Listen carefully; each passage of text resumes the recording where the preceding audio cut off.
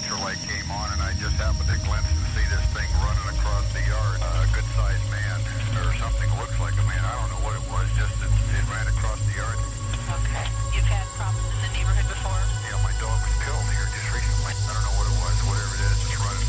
I couldn't catch it if I was going to chase it, or whatever it was that was standing up. I'm out here looking through the window now, and I don't see anything. I don't want to go outside. Jesus Christ, you better... Sure. See ya! Hello? Get somebody out here. What's going on now, sir? That son of a bitch is about 6'9", I don't know. Do you see him now, sir? Yes. You're listening to Paranormal 411, coming to you live from an undisclosed location deep within the Appalachian Mountains, bringing you the unknown with your hosts David Reagan and Jason Scott. Paranormal 411. All right. Guess what? What? We're back. Woo! Hey, that movie, that's kind of creepy. Do that again. We're back. So how'd you do this week? How you doing? Done good. I'm doing good. Got some uninterrupted sleep this morning. Wow. About 6 hours of no pee breaks. Because I'm getting old, you know.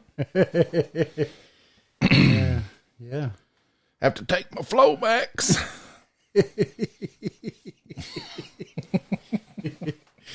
You doing all right? Not too bad. Had a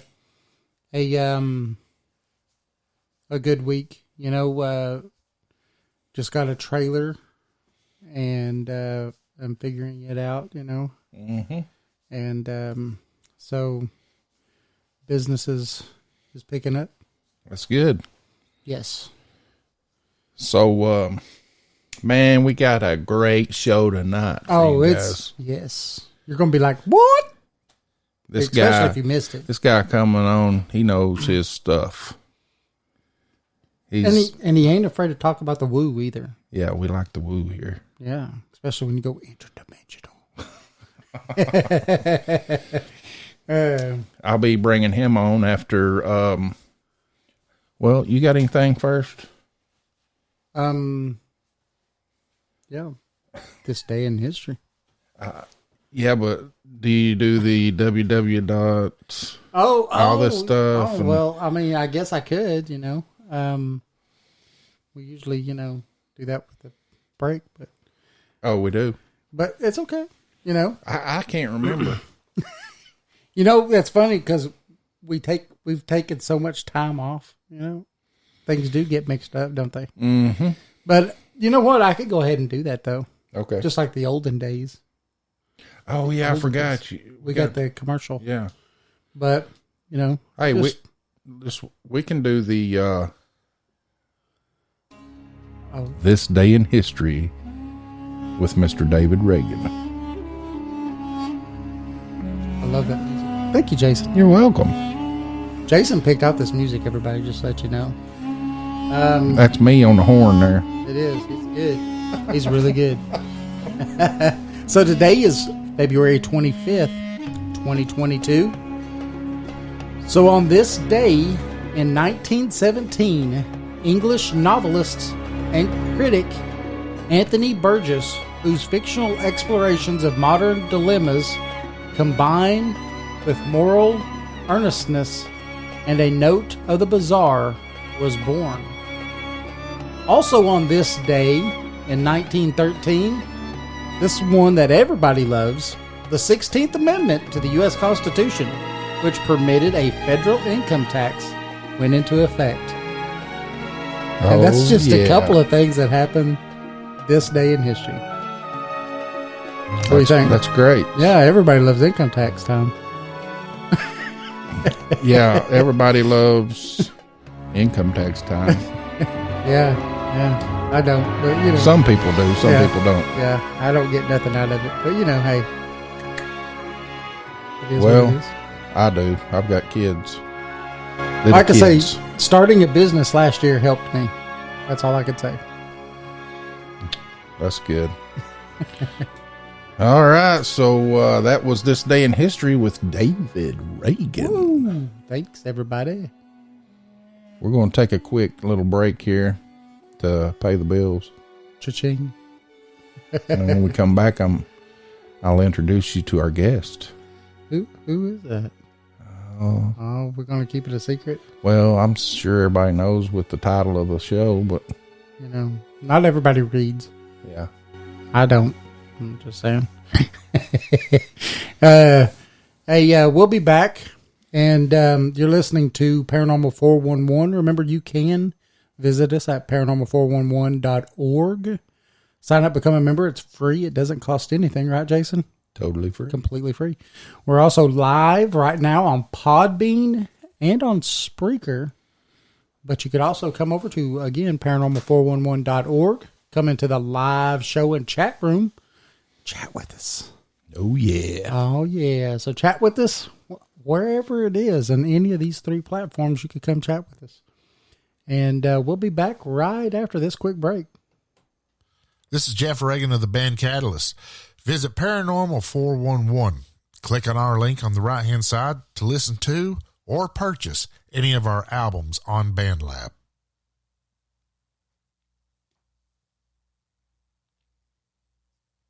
In a world on the edge of oblivion, go to paranormal411.org for all of your paranormal, extraterrestrial, and cryptid needs.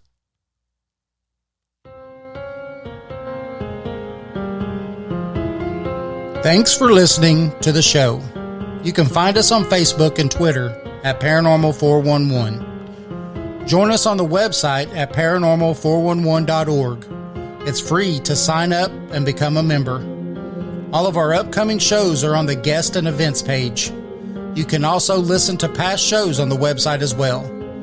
And if you like the show and want to support us, you can do that by becoming a premium member for only $2 a month. Thanks for listening to Paranormal 411. Join us.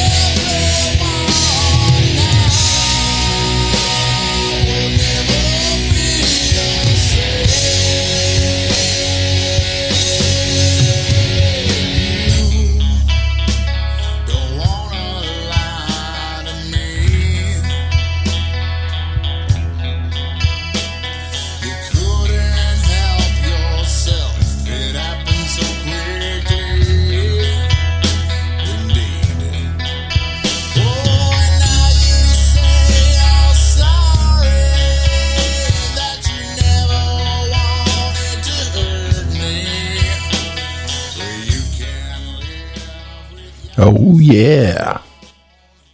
Always some Catalyst. We want to thank them for allowing us to play their music.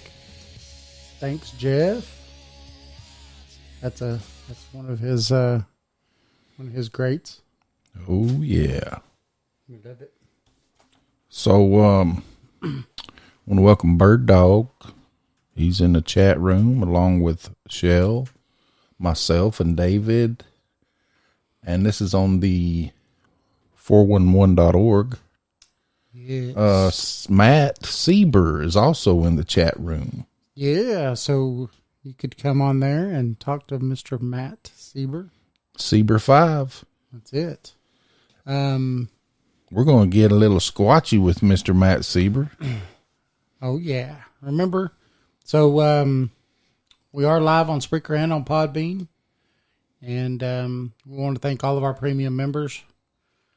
And also, you know, we haven't said this in a little bit, but, you know, want to thank everybody last year that got us nominated for 2 awards. Right, Jason? Oh, yeah.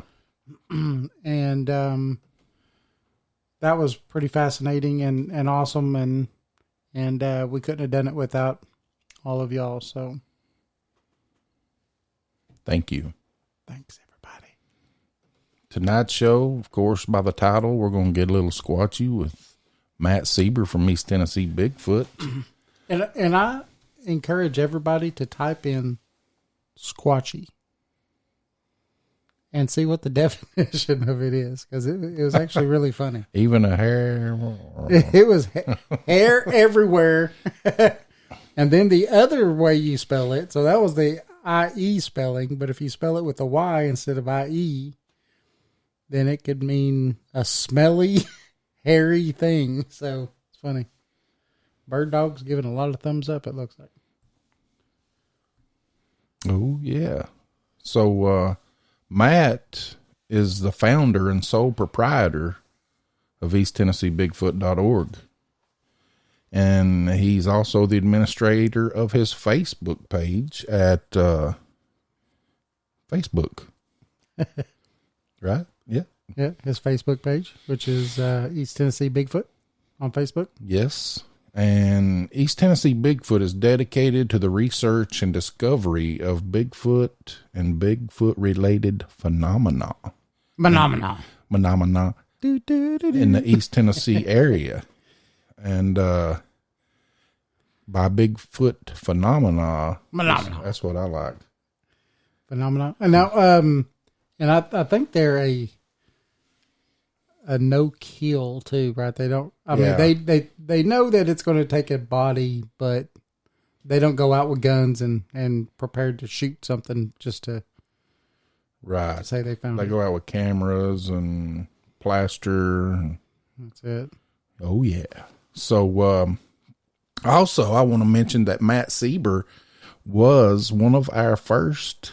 He was the first guest when we were called Project Dark Corona back in 2013. Yes. And he's been with us ever since. Thank Loyal. you, Matt. He's a great guy. We want to welcome him right now, Mr. Matt. How you doing? Hey, doing good, boys. How y'all? Good. Didn't even mention all the times he was on TV. Oh, he's been on TV. He's just awesome. Oh, y'all are funny. Y'all are real funny. I tell you. Yeah, you know, I've thought about this a few times, and I don't mean to gloat, and I'm really not gloating, but I'm probably the most famous person from my community because I am in syndication. If you watch repeats and reruns, you'll find me occasionally out there. So, yeah, just one of those things I fell into, guys. That's all it was. Hey, it's great. Yeah, it's great. I mean, I do appreciate that. That's you know, I had no idea that doing what I do would lead to that, and you know, I'll take it with a grain of salt because most people think I'm crazy, and that's okay. But anytime we question the narrative of scientific method and scientific belief and everything that we've been told for the past several hundred years, you know, they're gonna try to make us look like we're kook. yeah, we're just a bunch of kooks. That's it. So, and most people buy into that, so that's okay. It's okay. I do plan on someday saying "I told you so." So It'll happen one of these days. It will happen one of these days. it'll happen. There's no way around it. You know, the aliens may have to come, and Bigfoot may have to walk out of the UFO with the aliens hand in hand and kumbaya and all that stuff. We got a shirt. We got a shirt with just that picture. I got a couple of them actually. So yeah, it's yeah, and then, you know, again, it's an interesting side hobby. So I've met a lot of really cool people. You know, I've got some good friends out of this stuff. So it's really good. Yeah,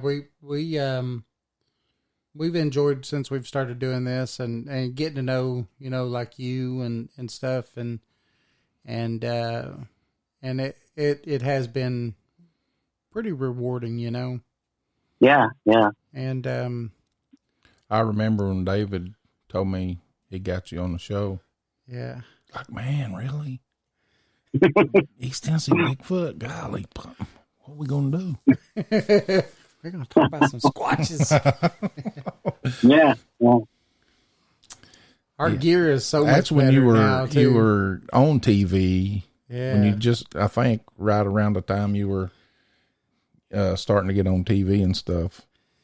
Yeah. Yeah, that was right around the time of my 15 minutes of fame. So yeah, it's well, hey, now you got your own spot at the one of the biggest conferences in the United States. Yeah. Right, and I feel really happy about that. I'm honored to at least have the opportunity to be there. You know, they're really good people, and they put on a really good conference, and it's crazy how in the past few years, ever since that first one up in Gatlinburg a few years ago, right before COVID hit us, man, there are Bigfoot festivals and Bigfoot conferences all over the place now, and it makes a big draw. I went to the Bigfoot festival in Crossville back in October of last year. Yeah, we didn't get to go to that one.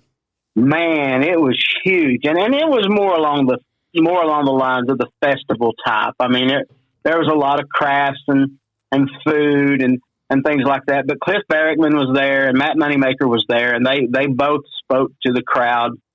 And it was outside of some bad weather early that morning. It turned out to be a really good festival. Yeah, and what's sad about that is that, you know, thanks to you, you know, I listen to their podcast all the time. Cliff Barrickman and Bobo. Right. And it's a good podcast. And, but you know, both of them, are saying that they may not be doing too many, if not any more, appearances like that ever. Yeah. What are their reasons for saying such things? Well, Bobo's in the middle of making 2 or 3, films right now. Okay. More kind of like documentaries. Right. And they're his babies, so he's the one going out and having to get all the permits and do all the stuff and so and then Cliff, you know, he's got his own Bigfoot thing going in where does he live? Oregon. Right. You know, he's got that and it's getting bigger and bigger every year, and he's adding more and more every year. So and then they're like, you know, with this whole COVID thing and all this other stuff, and they're just like, you know, and they said that and I think, you know, it's understandable. I think they're both kind of burnt out a little bit too.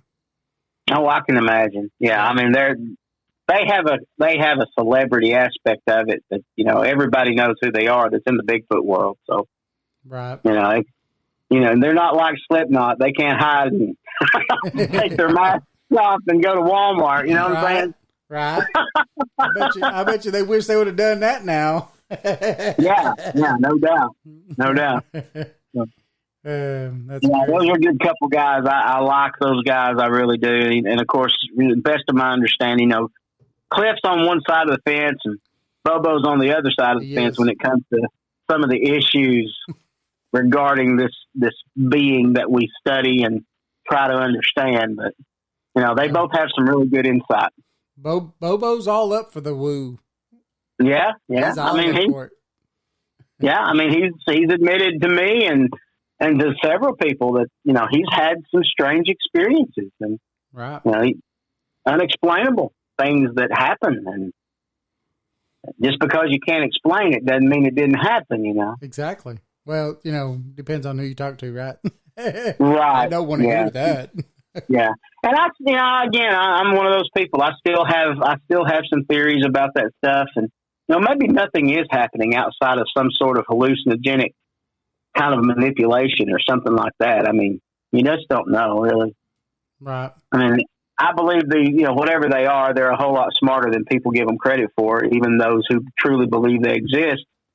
They've got something going on that we don't understand. And whether that's just ancient knowledge or some sort of trickery or sorcery or witchcraft, I don't know what it is, but it's just strange. And we just can't put our fingers on it. And, it discourages me when so many people just write it off as we're just, the people who say these things are happening aren't in their right mind. And that's just not true. Right. I think they've been around from maybe the very beginning. At least as long as we are. I think that's what makes them so smart too, is the fact that they know to stay away from the hairless monkeys. Yeah. At one time they probably they're dangerous. At one time they probably were the main, species. What's funny is that you have a lot of Native American tales that talk. They say when the white man came, that before that time they traded with the Native Americans. Yeah. And then they warned the Native Americans to stay away. Yeah. And that they would no longer have nothing to do with any of them if they chose to go that direction. Right. And so it's really funny how a lot of people will dismiss that kind of thing too, Yeah. I'm one of those people who has, being the white man sitting here at my desk tonight, I have the utmost respect for all native tribes, and they're not savages, they're intellectual people, and they have stories that are based in fact and based in truth. And, yep. Us white boys from Europe came over all those years ago, and we had this big idea that we knew more than all these savages over here in the Americas. And truly to goodness, the things they're telling us aren't real. Now, I think we missed the boat. Yeah. Big time. I think modern science has missed the boat. They dismiss spirituality, and you guys know better than that. You all know enough, yep. And you've experienced enough in each of your lives to know that there's a spiritual aspect to our existence. Yep. So, yep. And there's a spirituality aspect involved in this creature, whatever it is, whoever it is. So, I know Jason was kind of wanting to bring this up, but I'm going to steal his thunder for a second. Steal it.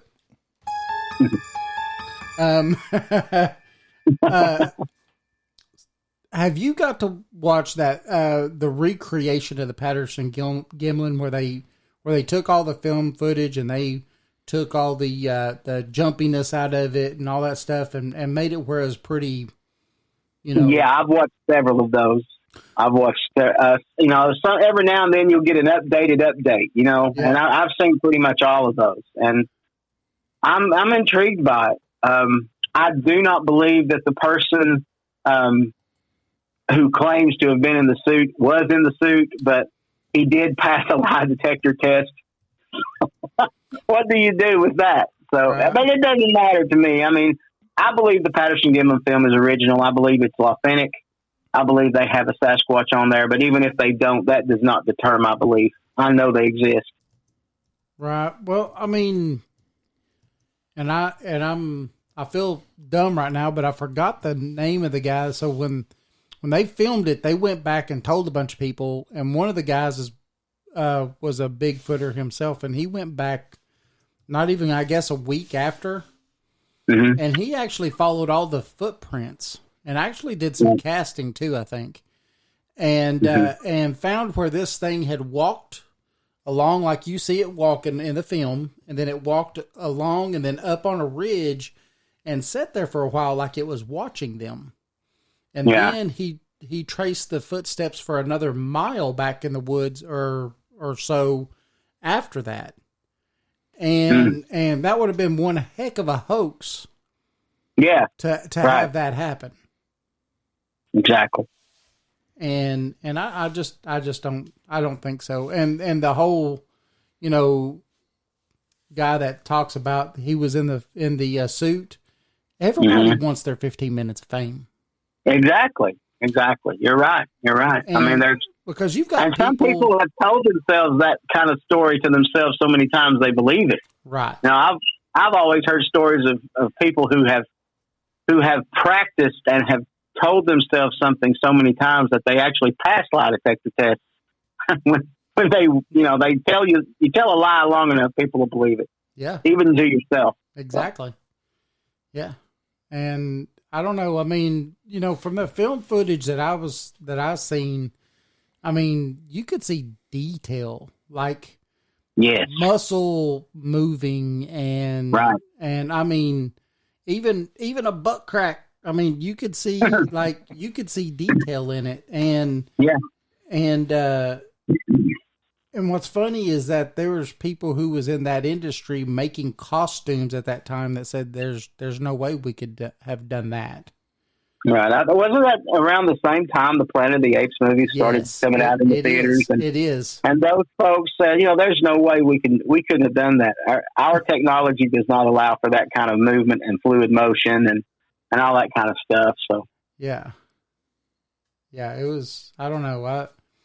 I was wondering what you thought about that stuff. So, what do you think about Patterson and Gimlin themselves? I mean, I think that they're pretty credible. David, I've not really looked that deep into them. I mean, I know a lot of people who have the utmost respect for Bob Gimlin. I've never met the man. I've never spoken to the man. But I know a lot of people who know him very well personally, and they truly believe that he is as honest as he can be about what happened. Right. Of course, there's all kinds of rumor, all kinds of speculation, all kinds of theories and conspiracy ideas about, they hoaxed it, and Roger Patterson was he was in the mood to make money any way he could, and he come up with this idea to film this guy in a suit and make everybody believe that Bigfoot was real and all this kind of stuff. And, of course he's gone now. We can't get with him and press the coals to his feet to get him to tell us the truth. So, right. And again, like I say, there's so many people I know that know Bob Gimlin personally and believe he's a man of utmost character. So, I can't say one way or the other. Again, I believe the Patterson Gimlin is real, but even if it's not, it doesn't sway my knowledge that these things are real. I was just sitting here thinking, just talking about that. Why, if he didn't have a story to tell, why would he choose Bigfoot? I mean, why not something else? Yeah. It's crazy. Exactly. I mean, not many people would just sit around and say, hey, I'm going to try to make some money off this Bigfoot thing. Yeah. It probably wasn't that big of a deal back then either. No. I guess it could have possibly been a big deal at some point, but to say, they chose probably one of the most obscure and controversial subjects in modern science to throw out there to the public and say these things are real. Again, most people don't believe that these things exist anyway. Right. 90% of the people who believe used to not believe. So, and it took an actual encounter or a sighting or someone like me who has studied it relentlessly and tried to figure out what other people have seen and heard and experienced to know that. So, I see your bird dog friend here says, I thought they confessed it was a hoax. I did hear that Roger Patterson on his deathbed confessed that it was a hoax, but Bob Gimlin denies that. And I don't know if there's any truth to that or not. I did hear myself that kind of thing take place, but I don't know that to be the case. Again, there's a lot of people out there that they want to silence this whole subject. They want it to go away. They don't want to talk about it. They want to disprove it, and they want to make everybody who is involved in it seem silly. So, on that note, on the note of, everybody, all these people want to try to discredit somebody and stuff like that. Right. When you go somewhere and you set up, because I know you go to a lot of places and Nah, not really. Not really. I mean, like we were talking before the show, there's not a whole lot of going on my end. Well, no. I'm talking about like to local things that you do, Like the festival. like the festivals and things like that you set up at. I got you. I got you. And when you set up at these places, how many people come up to you and tell you a story, or have a story that someone told them, or have a story from their grandfather or their dad or from somebody? How many of these stories do you get? Because I bet there are a lot. Oh yeah. Oh my. I mean, I haven't counted. I've lost count of all the people. I would say spending an entire day at a festival or a conference such as the Smoky Mountain Bigfoot Conference, I probably speak to 30 or 40 people at length, and maybe one is that one person that's trying to believe, but just can't make it, just can't get across that gap. Yeah. But everybody else that I talk to, they either know somebody or they've had an experience themselves. Yes. Yeah. And that's most of the people that go to these things. I mean, you have to consider that. I mean, most of the people that go to these conferences and these festivals are believers. Yes. And something profound happened to most of these people. Every person that I know that has had a truly impressive encounter with these people, it changes their lives. Yeah. It turns their world upside down, and they become obsessed. I mean, I'm not obsessed with Sasquatch, but I know people who are, because they've looked them in the eye. They've seen them up close. They've seen them at a distance. They've smelled them. They've heard them. They've experienced things that the society and the scientific community and the government and all these other folks say it can't happen. Yeah, but the thing is that you've got to some other places, even local, that we went to that weren't Sasquatch related. Right. And set up and still get these same stories. Yes. And yeah. And absolutely. So, for me, when you have stuff like that that's happening to you, there's got to be something. All these people aren't telling these stories just. I'll say, how's this? I'll make this probably more realistic and more scientific. The majority of these people aren't doing it for notoriety or just to try to talk to somebody about whatever, right? The majority of these people have had a real experience. We could probably say that there's a percentage that may be, on the fence of whether they're telling the truth or not. But we'll say the majority of these people are. So, who are they kidding when they're trying to sit there and discredit something that a lot of people know that they've seen something, whether they want to admit that it was a Sasquatch or not, they know they saw something. Yeah. Yeah. The people I've talked to that are most convincing, it's not usually the semantics of the story that they're telling me, but it is their emotional attachment to it. It's their extreme, they're just so overwhelmed with what they saw and what they say. Their eyes fill with tears and their voice starts to break up when they start telling me what they saw and how it was acting and what it was doing. it changes you. It messes with people. It's just one of those things that, somebody has had some kind of really unique encounter when it just makes them just shiver. I'm just getting, they'll tell me I'm getting goosebumps just talking about it. It's that kind of thing. And it just overwhelms people. And that they've had an experience. Could they have made that up in their mind? Yeah, there are people out there that, they have mental issues or they've had trauma in their lives and things like that creep in and harass people's minds and their souls. But by and large, I mean, you just don't make this up for notoriety, because notoriety is not really what you're going to get. A lot of the people they'll tell me, say, I've never told anybody this story and I'm not going to tell you my name, because they don't want everybody else to know what they've experienced, because they know they'll be ridiculed.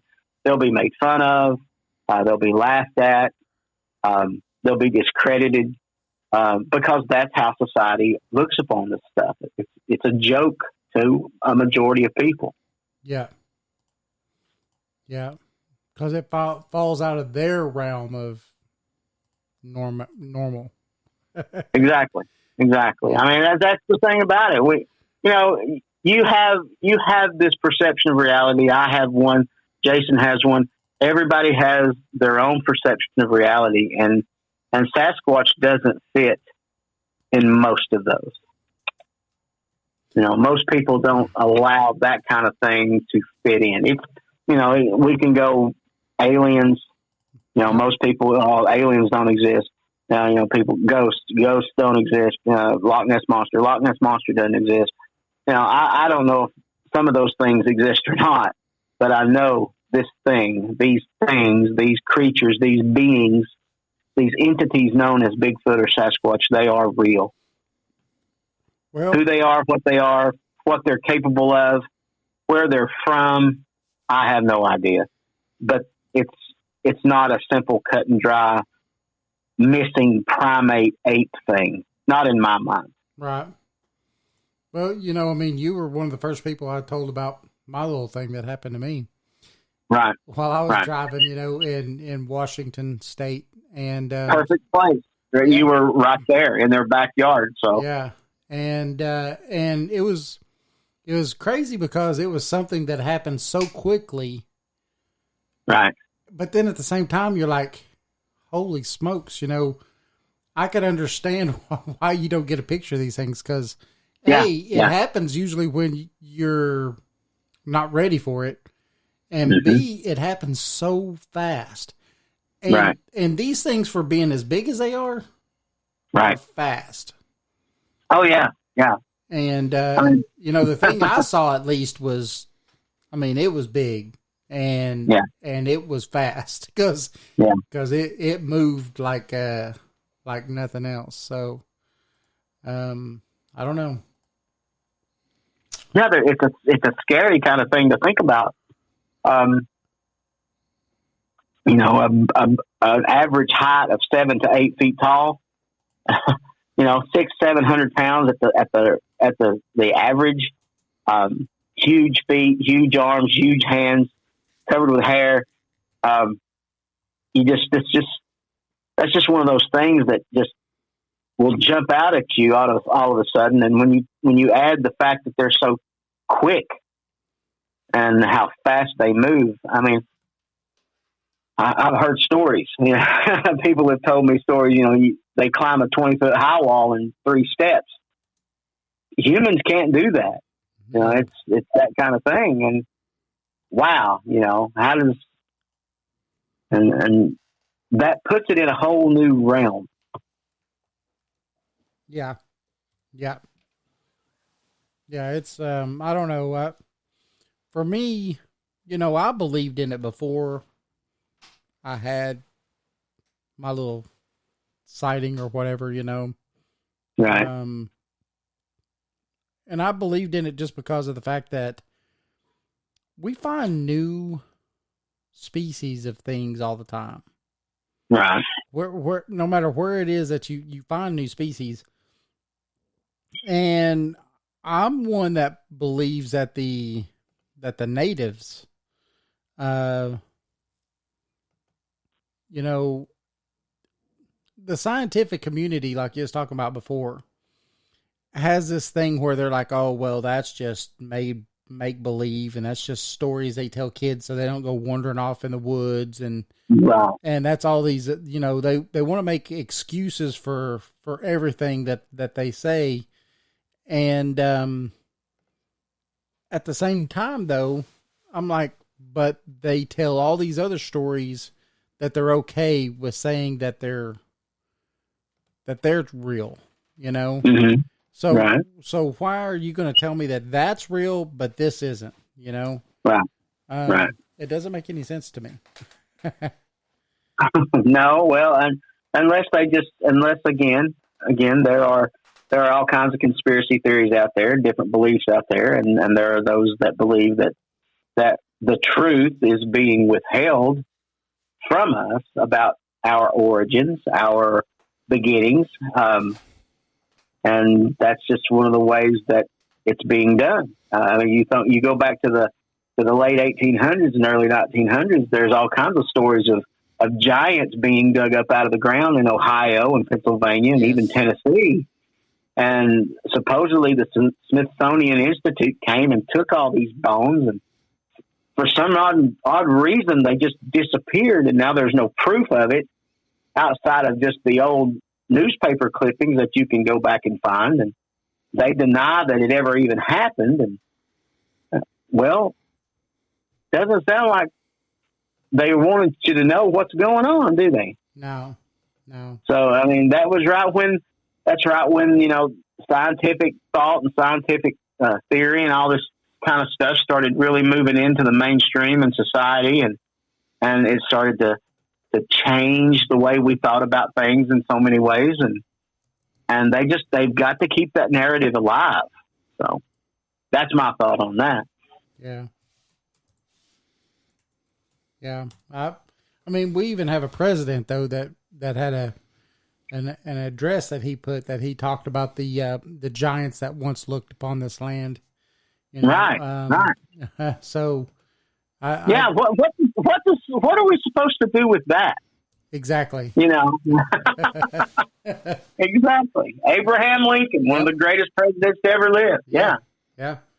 And he talked about it, and that was, I don't know, when you start looking into things and you start looking into we'll call it folklore just for what we're talking about, but you look into the folklore, you start looking into people like Abraham Lincoln and these people, and you start adding 1 + 1 is going to always equal 2, at least, you know, back when I went to school, it did. Now it might be 3 or 4. I don't know, but you know, it used to be 2. And, but then, and like you was talking about, you get these freaking old newspaper clips, and that every one of them have one thing in common. It's the fact that the Smithsonian came in, took everything, and then you never heard of it again. And then, and what I find really hilarious about that is that you have these people that are in the system, and they're like, oh no, you think that the Smithsonian would do that? They wouldn't do that. They would put it on display and all this other stuff. Not if it didn't meet what it was that they were wanting to teach or or their narrative. If it goes against the narrative that they're preaching, then they don't want it to come out. Exactly. That makes sense to me. Yeah. You know, you mentioned, you know, these ideas and these theories and conspiracies, and I think you guys know at this point that I am a Christian. I believe in Jesus Christ, and I believe the Bible in all its truth and all its form. I don't understand it all, and I don't even like some of it, but I believe it all, and I agree with it. But you know, there are people out there that have told me recently, and this was a very interesting idea, that one of the reasons that these beings don't like us and they stay away from us is because not only did our Creator create Adam and Eve in the garden, but He created other beings as well. Yeah. We are the ones, the human race. We are the ones that fail. We're the ones that messed up. and we ruined it for everybody, basically. But the Sasquatch, the Bigfoot people, did not fall from grace. We did, and they don't like us, and they are taught at the very age that they're born to stay away from us and not interact with us, not have anything. We are the cursed race. And I thought, wow, that is a really interesting perspective to look at things like that, because, I mean, we have this audacity about us as humans to think that, we're the only ones. We are supreme. We are the biggest dog in the fence. You know what I mean? And maybe that's not necessarily true. Well, we as a human race have done that ever since we could, right? So we were the center of the universe. We were everything spun around us, Right. Right. So that speaks, psychologically, that speaks to something, right? I mean, yeah, absolutely. We have a God complex, and and we think pretty highly of ourselves. There's no doubt about that. We do. Yeah. So Jeff says we didn't start the fire. We have Mudgy in the chat room over here in Podbean. What's up, Mudgy? He's from Australia. Cool. Yeah. Yowie land. Yeah. So, but yeah. So, when we come back, I was actually wanting to kind of see what you thought about that. We're going to take a quick break, if you don't mind. Okay. And when we come back, to give everybody something to hang on to here, I think I'd like to ask you about what do you think about places like England and Australia and these other places that say that they see a creature that's pretty much identical to our, North American Bigfoot, and right. And get your take on that. What do you think? Yeah. I mean, I don't have a whole lot, but I'll give you my opinion. Yeah, your opinion, your thoughts. I mean, heck yeah, you're the man. This is your show. You just allow us. Tell us about those little crikeys over there in Australia. Because they got two different kinds that they talk about over there. Some little bitty. I'm not familiar with two. Yeah, they have two. Okay. Yep, they've got some that are little, they're smaller, and then some that are like about the size of ours. And I'm sure Mudgy can help me out on the names of those, or I could come up with them by the time we get back from our break, maybe. But yeah, they actually report two different species, and I'm wondering if it's not maybe juveniles and adult and actually full grown ones, and they're just got two different names for them. I don't know, but they actually say that there's two different ones. So, but yeah, maybe we could talk a little bit about some of that when we come back. Sure. Awesome. All right. Well, we're going to take a quick break. And remember, we are talking with Mr. Matt Seeber from East Tennessee Bigfoot.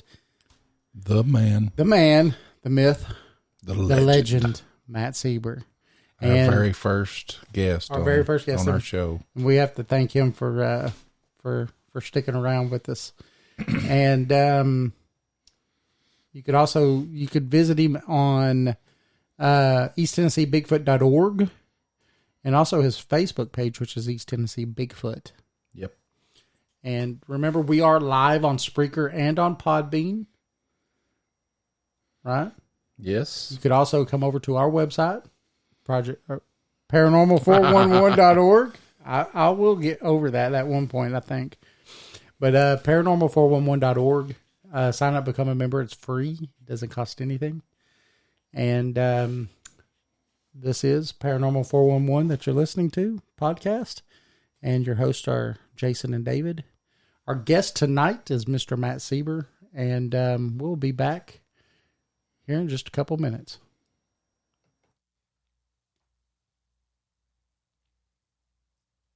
In a world on the edge of oblivion, go to paranormal411.org for all of your paranormal, extraterrestrial, and cryptid needs.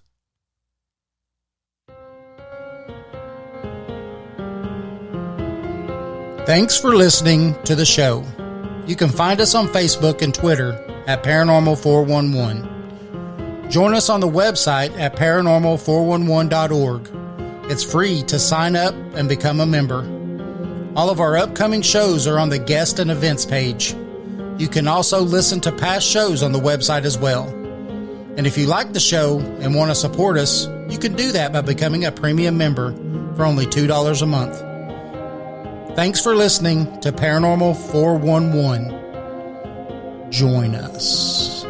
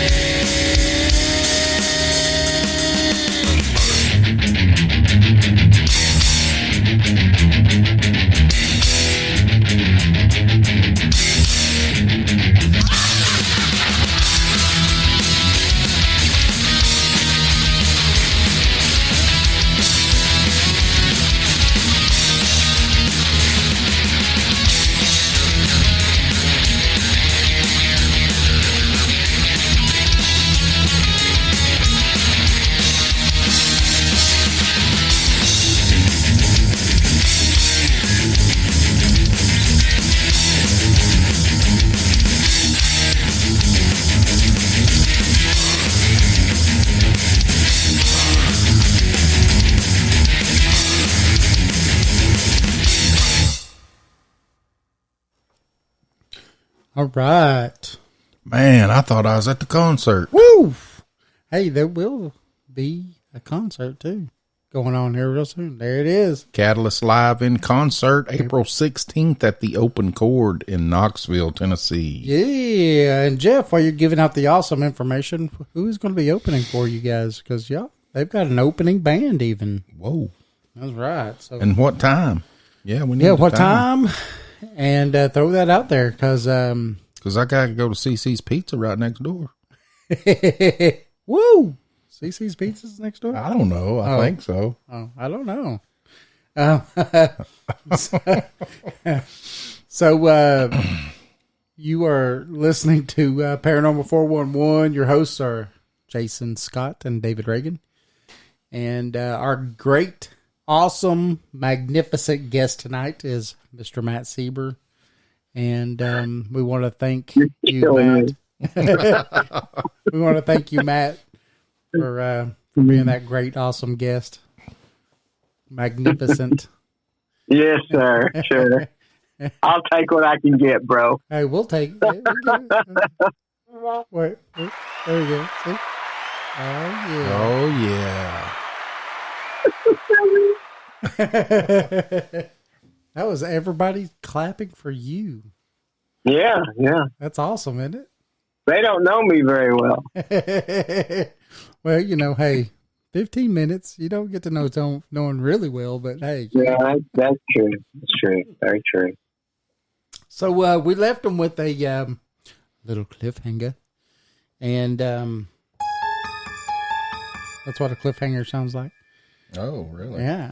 And but what do you think about the fact that you've heard of the abominable snowman and all this other stuff, but what do you think about these creatures that are said to live around the world that are the same as the ones that we have here in North America?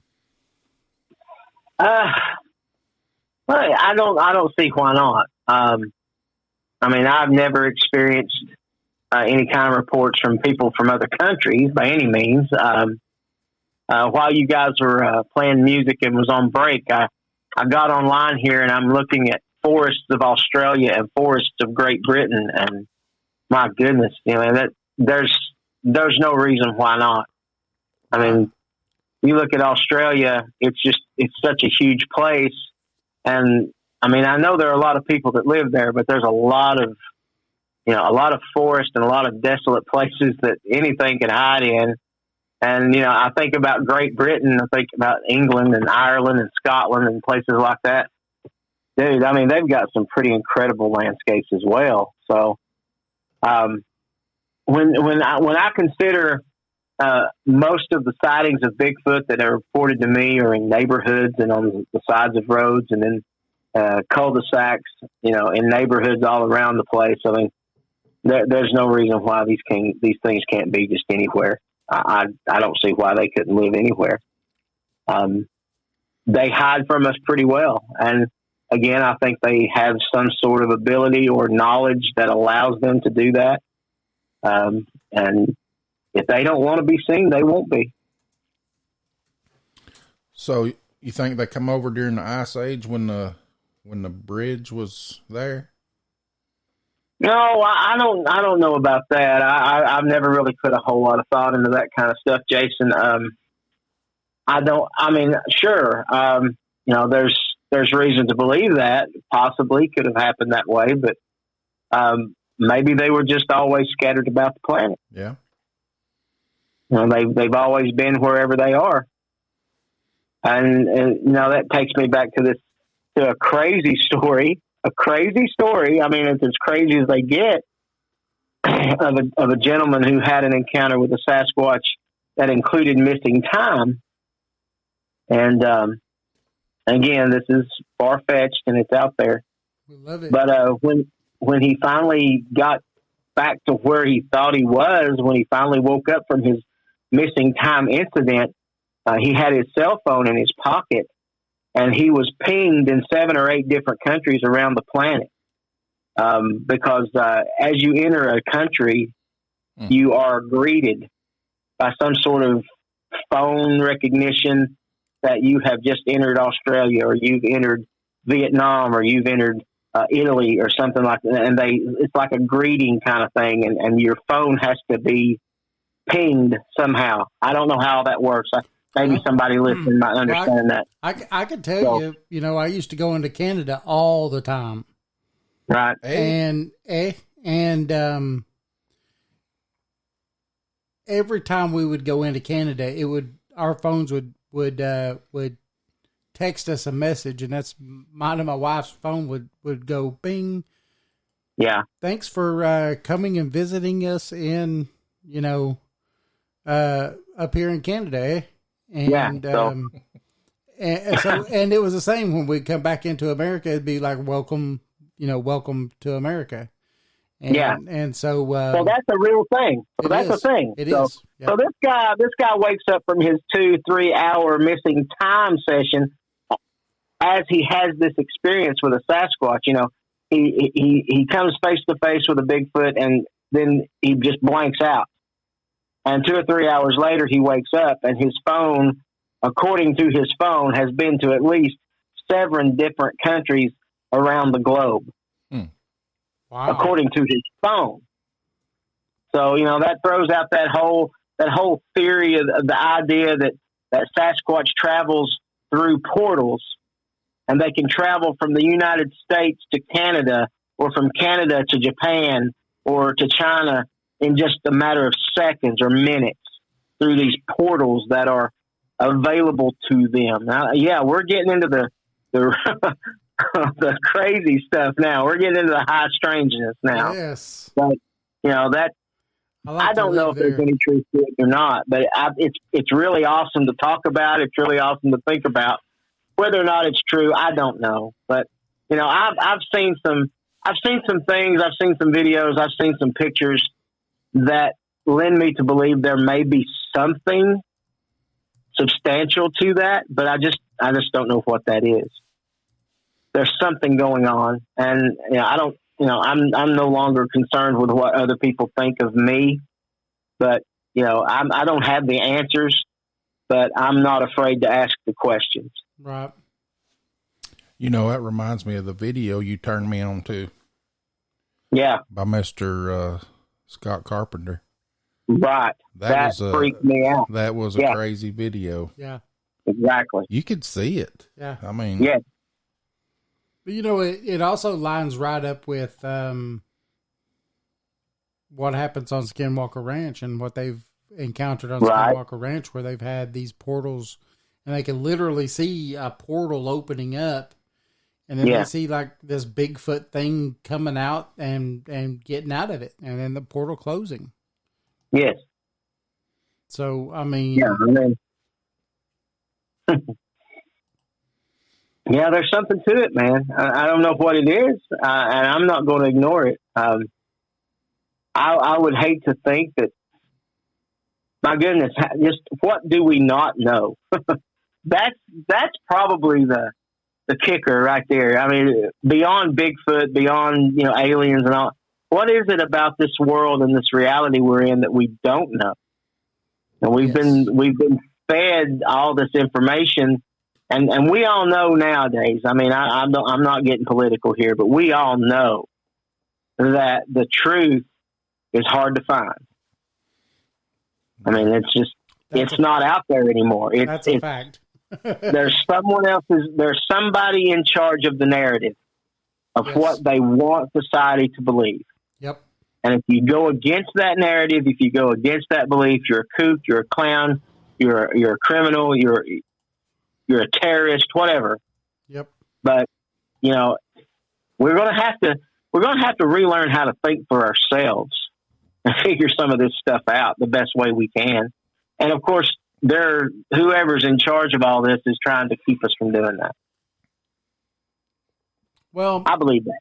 And that I think that's the same people that has, you know, an organization collect giant bones. Exactly. And get rid of them. It's all the same. It's all the same great big conglomeration of whatever. Sir. Yes, sir. Yeah. Because it doesn't meet their narrative. Takes me back. Yeah. Takes me back to the 1980 Mount St. Helen eruption Yes. that Right. they covered up. I do believe that really happened because there's multiple witnesses Yeah. with them carrying Bigfoot bodies out of there. Yeah. And Well, wasn't there a part of that where there was actually a military person and a Sasquatch that were kindly working together to discern what to do and how to go about taking care of all these dead and wounded Bigfoot creatures? yeah, so the That was story. part of it, was it not? It was like, Yeah, the story was pretty crazy because they actually brought in a Native American, according to the story, and this is from one of the guys that was with the U.S. military. They brought in a Native American that could speak to it. Knew the language. That's it. Right. And with his help, he interpreted, and they would go around to where they knew that these other ones were staying, and it was usually, in caves and stuff like that, and were getting wounded ones out and tending to them, or were taking the dead bodies out. And, Right. And what's cool about the story is if you really look into it, there's 3 perspectives from 3 different people. And when you put them all together, you really get a pretty precise picture of what was going on. Right. Yeah. So I don't know. I'm with you on that one. I think that something did happen though.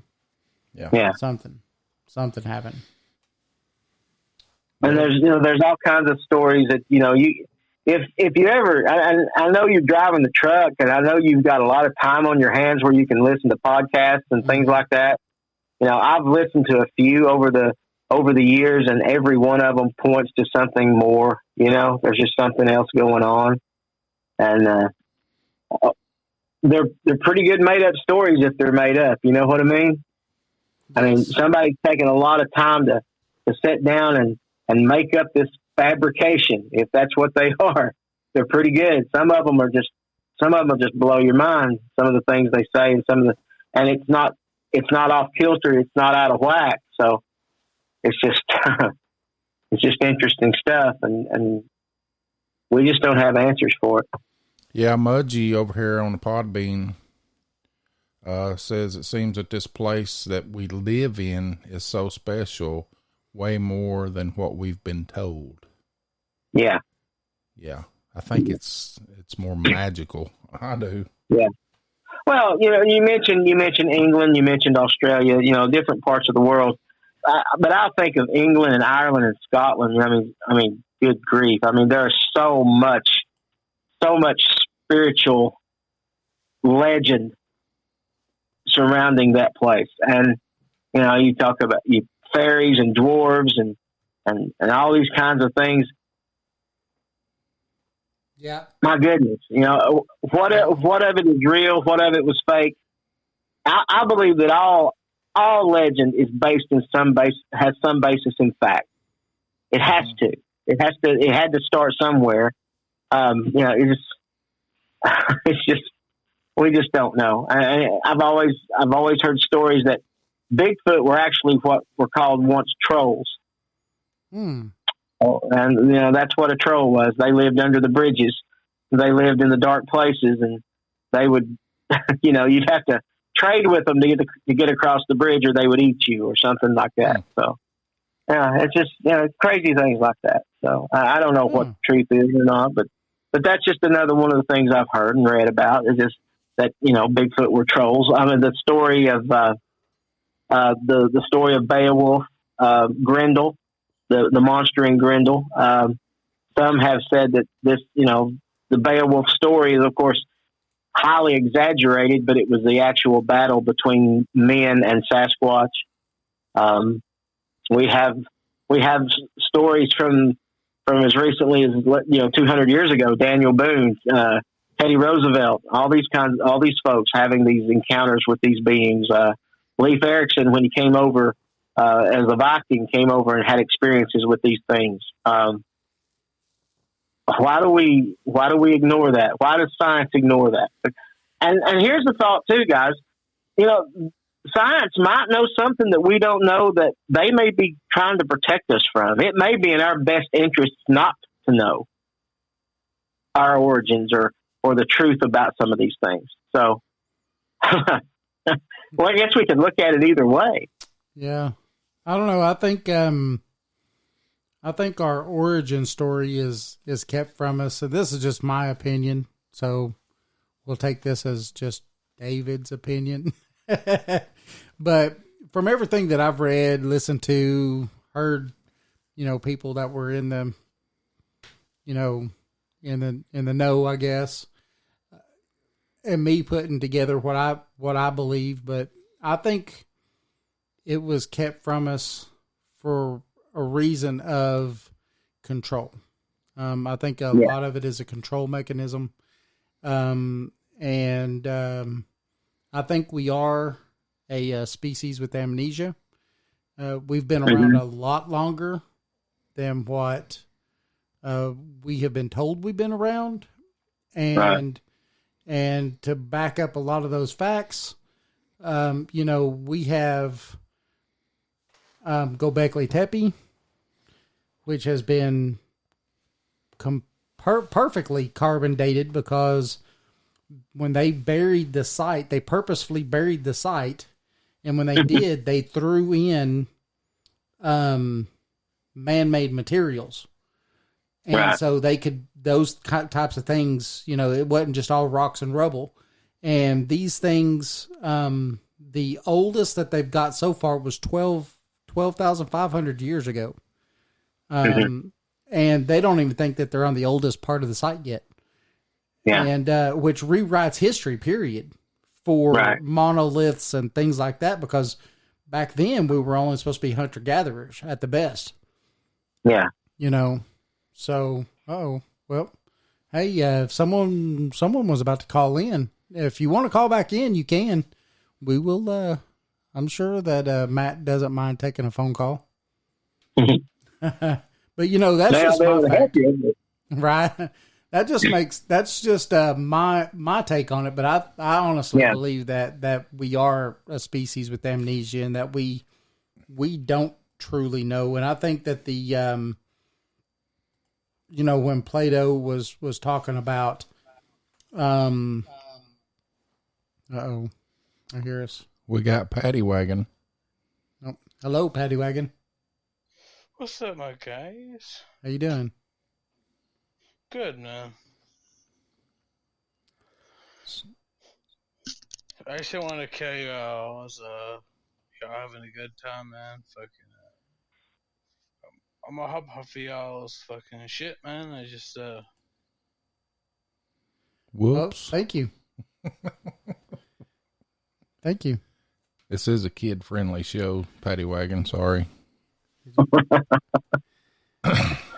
Well, thanks for the phone call. Yeah, I mean, we can't condone all the curse words because, you know.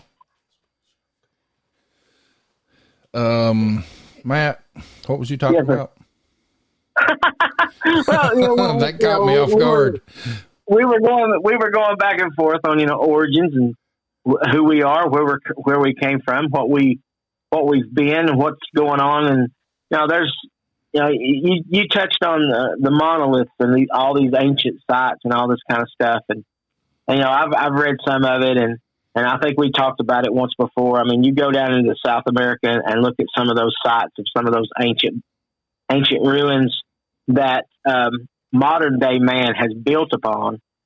That was, you know, for example, the rocks that look like marshmallows that were melted together, and you can't get a credit card between them.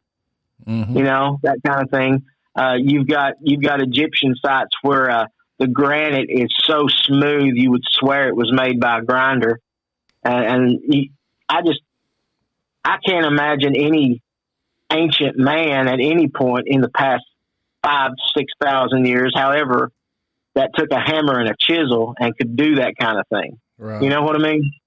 It's just not possible. I don't care who you are. I don't care something. And this was, you know, these vaults are upside down. These ceilings are somebody would have had to hung upside down or climbed the ladder and done all of this with their head tilted upside down and all this kind of stuff. And, there's too much ancient stuff out there that could not have been made in an ancient way. Right. And what's with, in India and Bangladesh and places like that, where you have these stairways that men have to actually sit on and climb one at a time. Mm-hmm. Who were they made for? Right. Whose steps were those really? Whose stairs were those built for? And I think they were, like my Bible says, there were giants in the land in those days and thereafter. Yeah. So there were giants here. So, and I believe there still are giants here. Yeah. So, we just call them Bigfoot nowadays. Yeah. Mudgy brought up a point about the Sphinx. Yeah. All the water erosion around it, and that it's much older than the pyramids. Yeah. I saw a thing on the internet the other day that suggests that the Sphinx was actually at one time a lion. And of course, over time and eons of time, the head of the lion got so deteriorated, the pharaoh in charge at the time just decided to put his head on it. So they just carved it on out and put a human face and a pharaoh's headset on it. So, yep. Don't know what the truth is there, but that's an interesting thought. Well, Robert Schoch, even against people in what he does for a living, went against the grain, and he was one of the first people to bring it out to everybody about the water erosion and all that stuff. Mm-hmm. And he says, look, the Sphinx and stuff has to predate the time that they're saying, because this area was not that lush of an environment and had that much rainfall or anything at that time. It has to be older. And he wasn't doing it because he was like, trying to go against it. He was saying, this is what the science is showing, Yeah. There has not been rain and stuff like that to where this thing could get eroded at the levels it was eroded and it as high as it was. So, but they demonized him, just like what they do, and tried to get him, taken out of the academic world, because I mean, he is Dr. Robert Schoch. I mean, he is a PhD in what he, but he's put out, several movies and he's been on Ancient Aliens quite a bit. But it does, when you look at the science, it does say that something has happened. Right. Something. We only knew what. Well, right. Our amnesia keeps us from that, from being the... Well, here's the thing, too, though, guys. I mean, if we knew all of it, we wouldn't be having this kind of fun tonight. Right. And now, isn't some of we wouldn't have anything to do. We'd just be driving trucks and signing papers.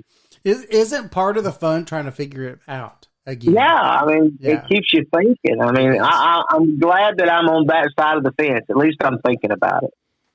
Yeah. I haven't closed my mind off to the possibilities, so... Well, I mean, and I think that a lot of the people who listen to this show and everything is like that. They're very open-minded people. Right. And, aren't afraid to think about things that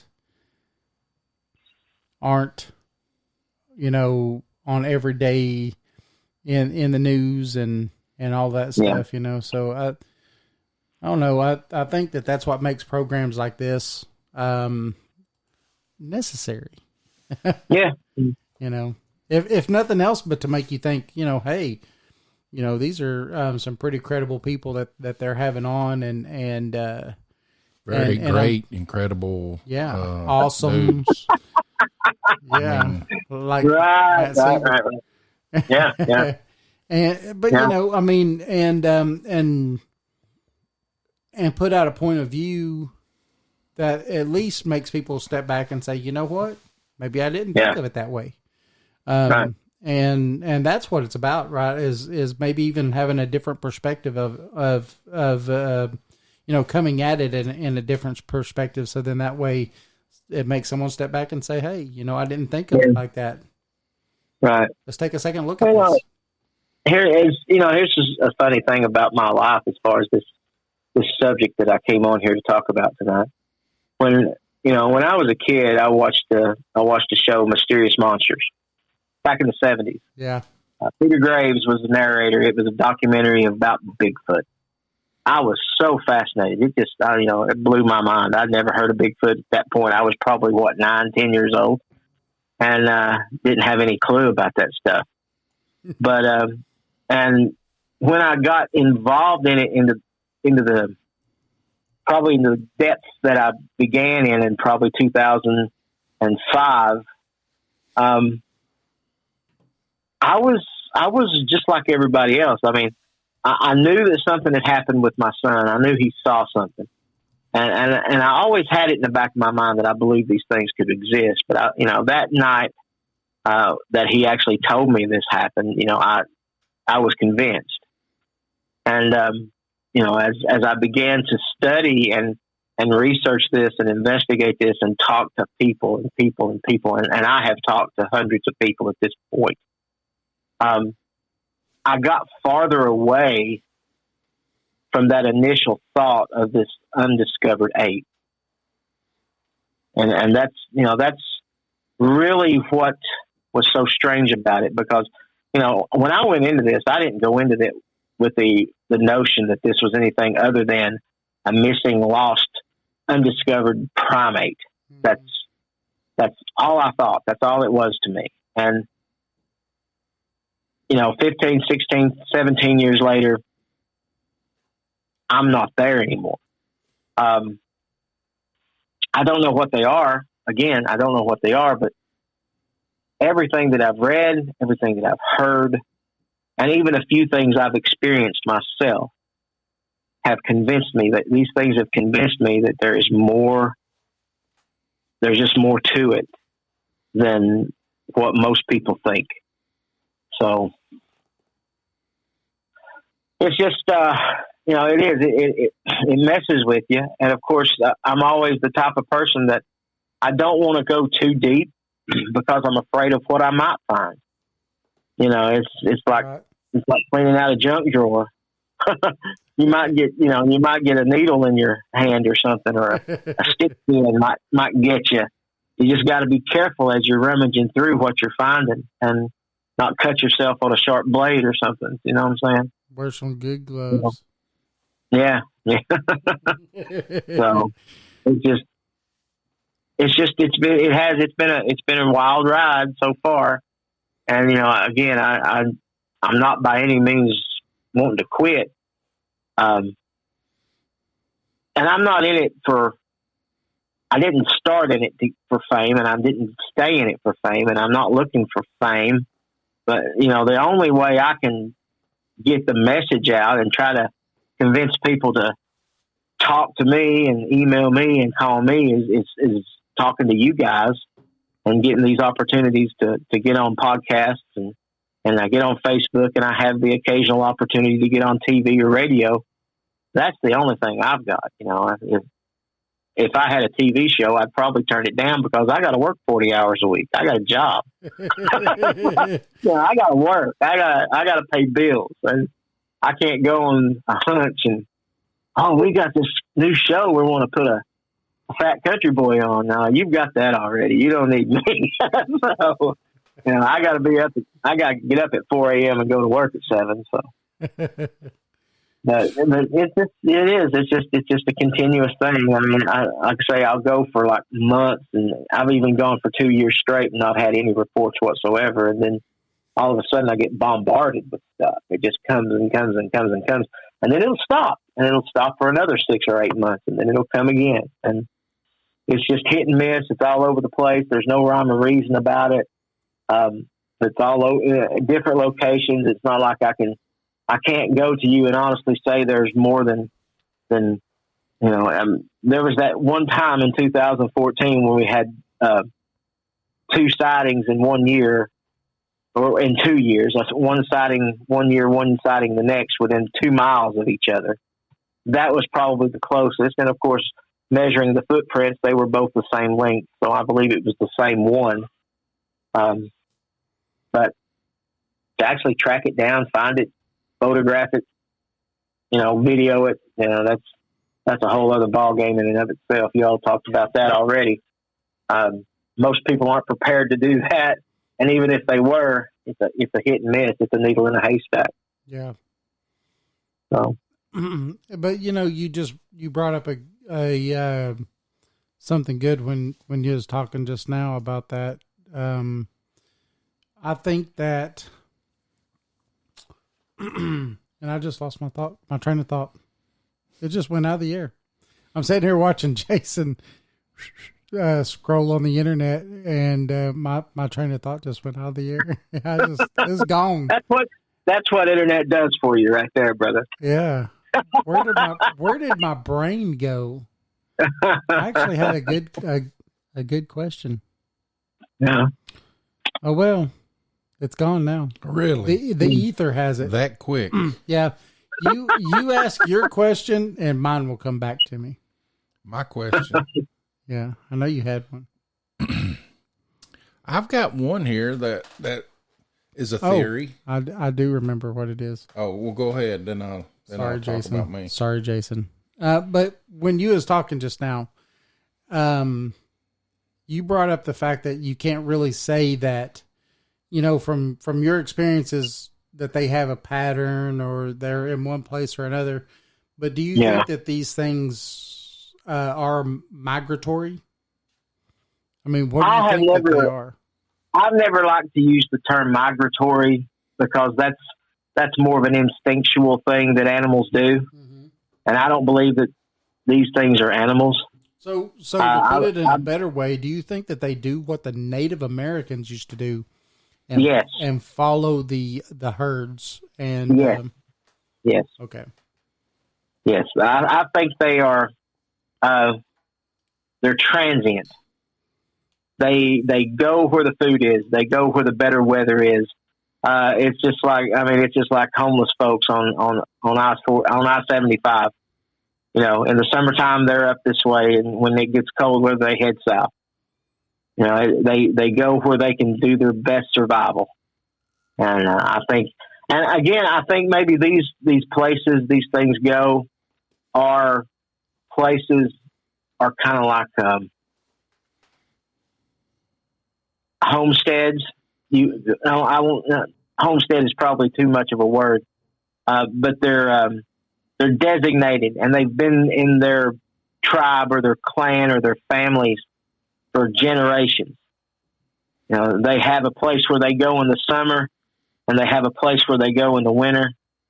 They may not be that too far apart, but they are different enough to where they see the need to do that. And the only thing that would change that is if the food sources went away, or if man encroached on them to a point where they couldn't hide or couldn't get away from them anymore.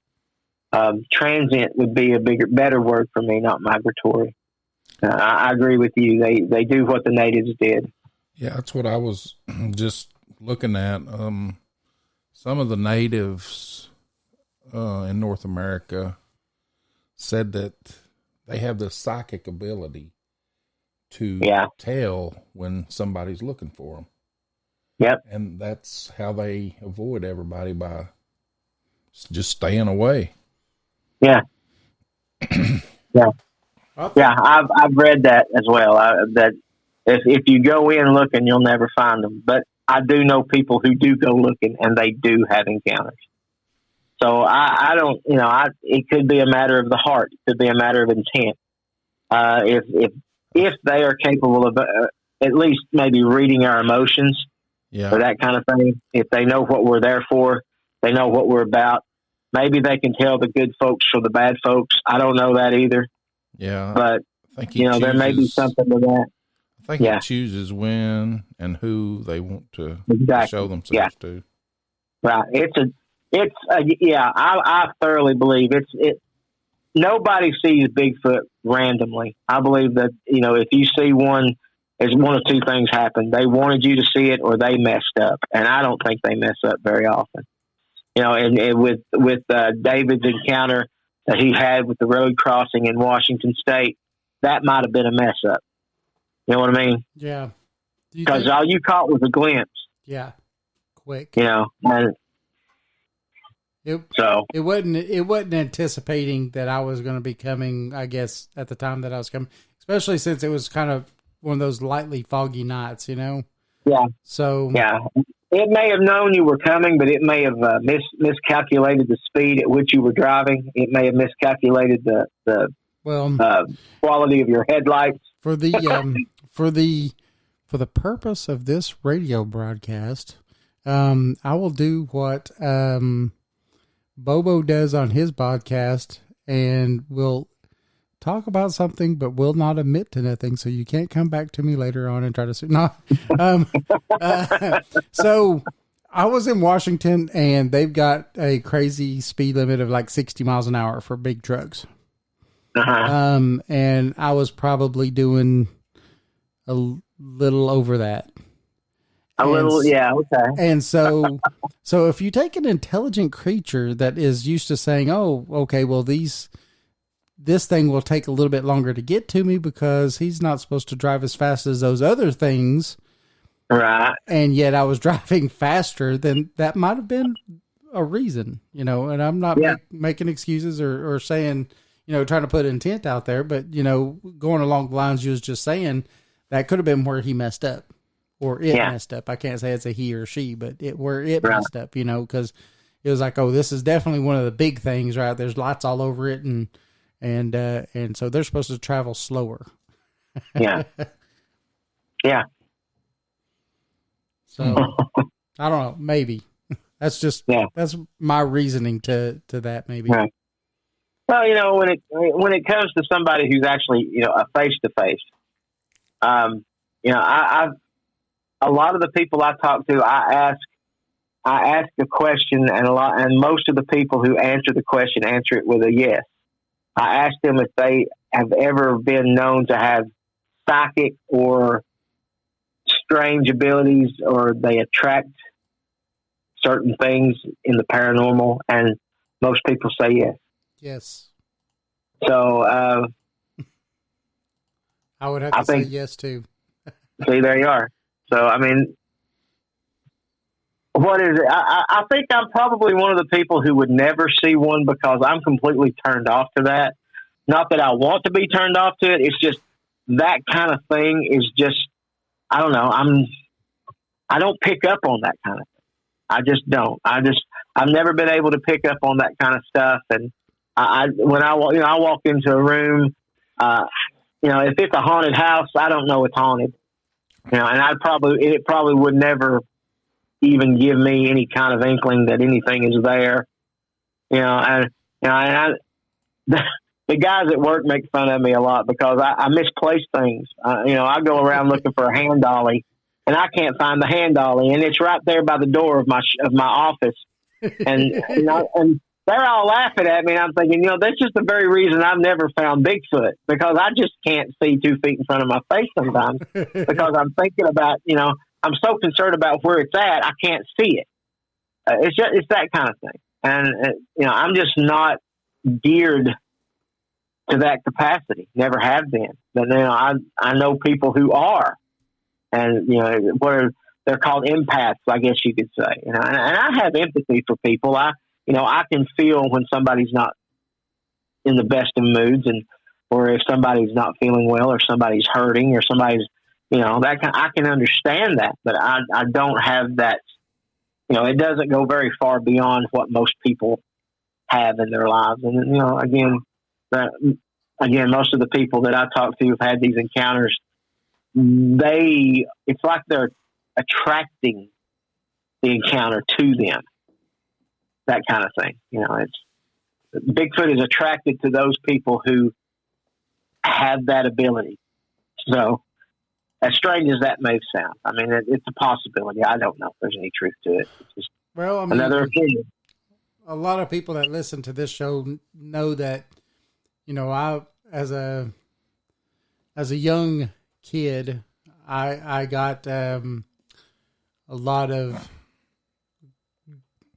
apparitions that I saw, but I didn't see them as these things like you see in movies or in these shows where they were see-through and stuff like that. I mean, I saw the actual people in my room, Right. and it happened almost nightly. It wasn't something that just happened every once in a while. And I remember, going to church all the time at that time, and our preacher would come and talk to me, almost weekly about, the things that I saw, and was trying to tell me that, it's a gift. And when you're as young, it started happening to me when I was 3. Yeah. At the age of 3, you don't feel that that's a gift.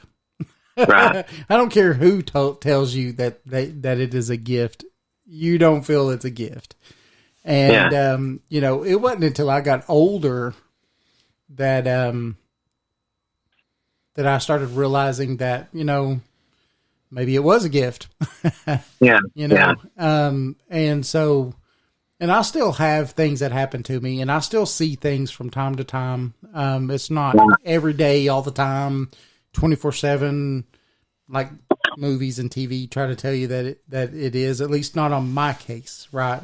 Not the way that it happens with me. Right. But, and I think that you're right with some of that where I think maybe that does, because, a lot of people call it all woo and whatever, but I think that if you're sensitive, a good word to say, but I think if you're sensitive to it, then stuff like that would come to you easier. Right. Yeah. So, I mean, if there's some sort of a spiritual aspect to these things, or a paranormal aspect, however you want to say it, people who are inclined to that kind of thing, maybe you're more susceptible to seeing or being drawn to or are drawn by these things. So yeah, it's just, I mean, if you don't, if like myself, if you don't feel a ghost in your presence, then you're not going to see one either. If you're just going to ignore it, you just don't have the mindset to pick up on it. You just walk right through it. So. Yep. Jeff Reagan in the chat room says that shamanic culture views it as a gift. So, yeah. We also had another question from Mudgy. What was the question from Mudgy? Hold on, let me get back to it.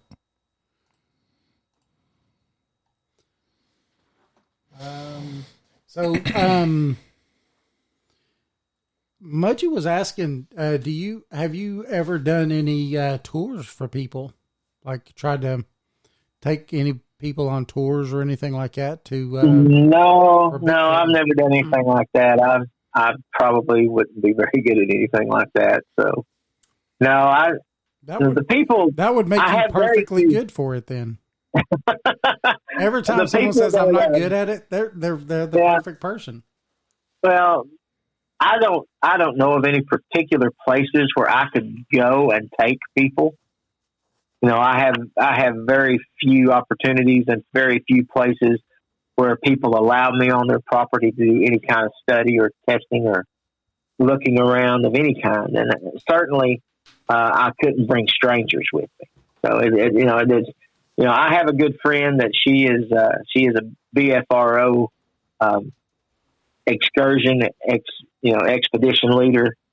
She does it all the time. And of course, you got to pay money to do that kind of thing, but it includes your eats and all kinds of things like that. But that's just not something I would be probably privy to. You'd be good at it. I don't know. So it's true, right, that what got you started into this was your son. He had a sighting. Yeah. I don't know. And you know, Go ahead. even to this day, I'm not 100% sure if he's telling me the truth or not. Yeah. But even then, it doesn't matter, because when I started investigating this stuff right after he told me what happened to him, I found people in my neighborhood who had encounters, and I have no reason to doubt them. Now, of course, you know, my son was 15. If anybody's never heard, he was in the backyard when he was 15 years old, shoveling sand out of the back of my truck at 2 a.m. in the morning. Why 2 a.m. in the morning? Well, in the month of June, when your kids are out of school, they stay up all night and play video games, and they sleep all day. That's what my son did.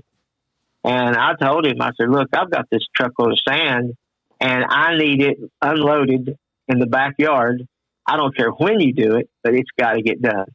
So he chose to do it at 2 a.m. in the morning. And this thing walked up on him.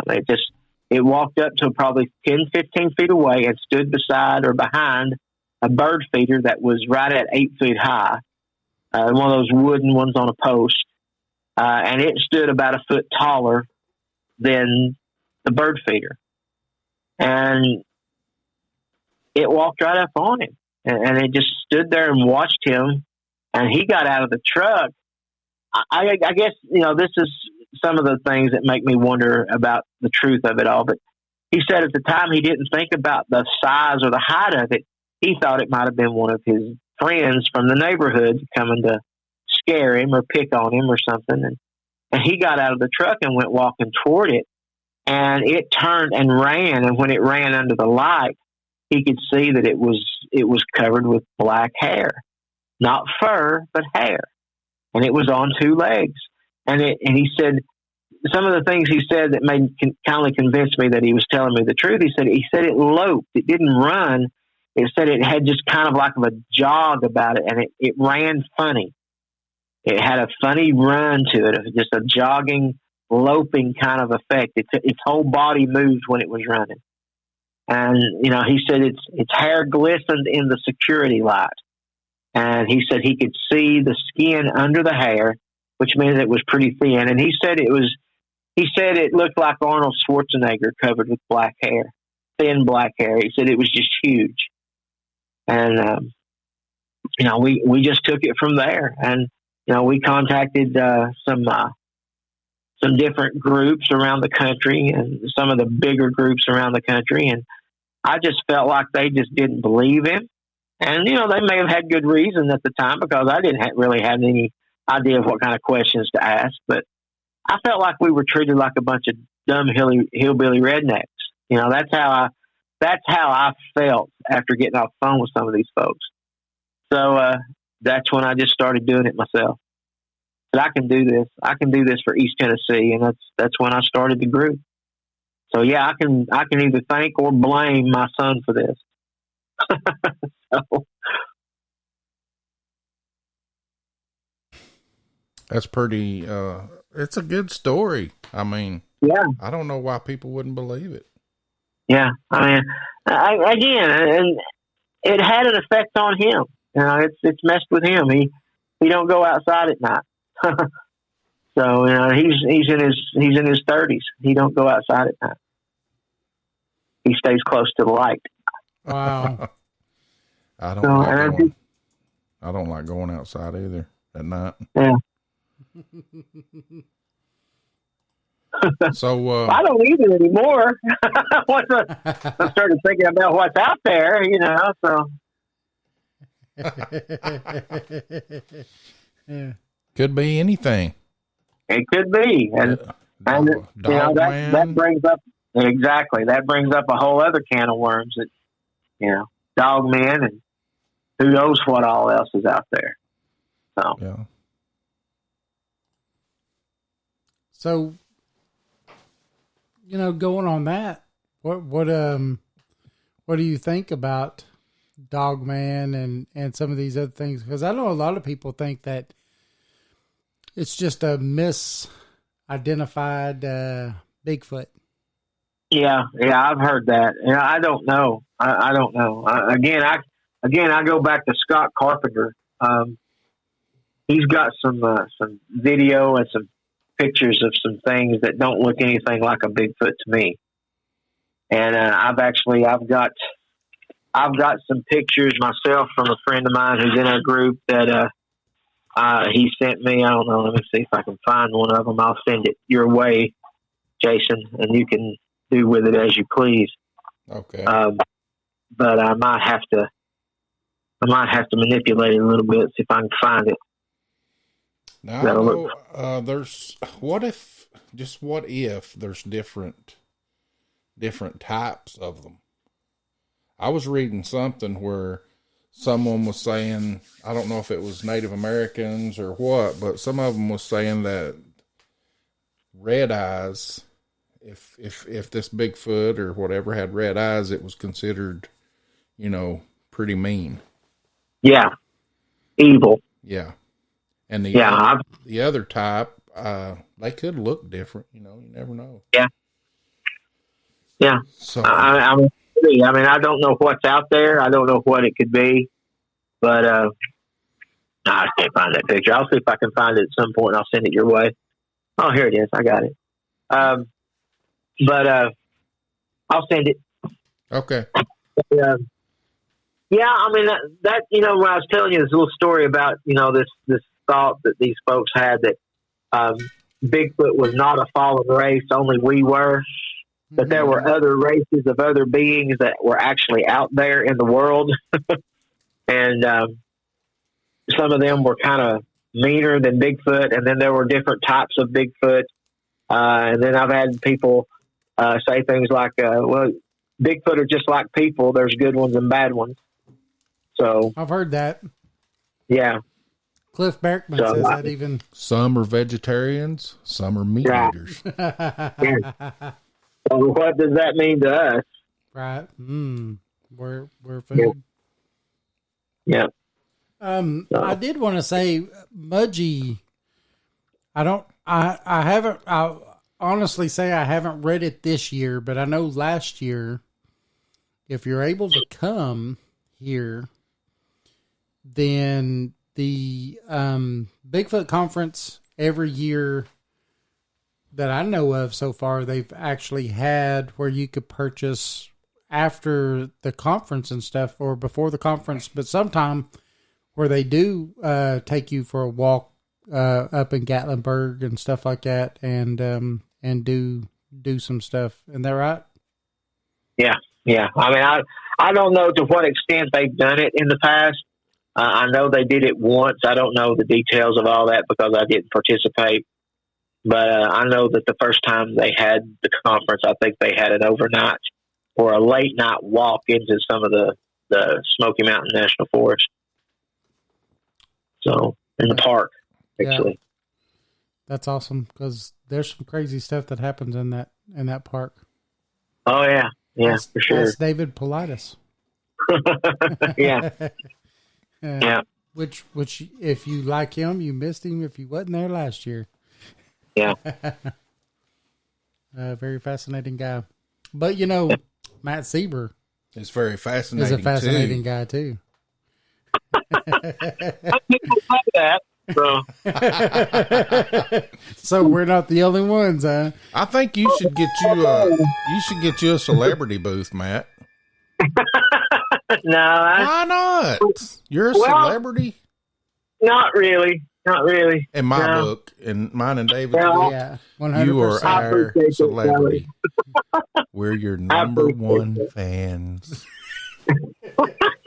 Say it creepy. Say it creepy like you say. Hey, Matt, I'm your number one fan.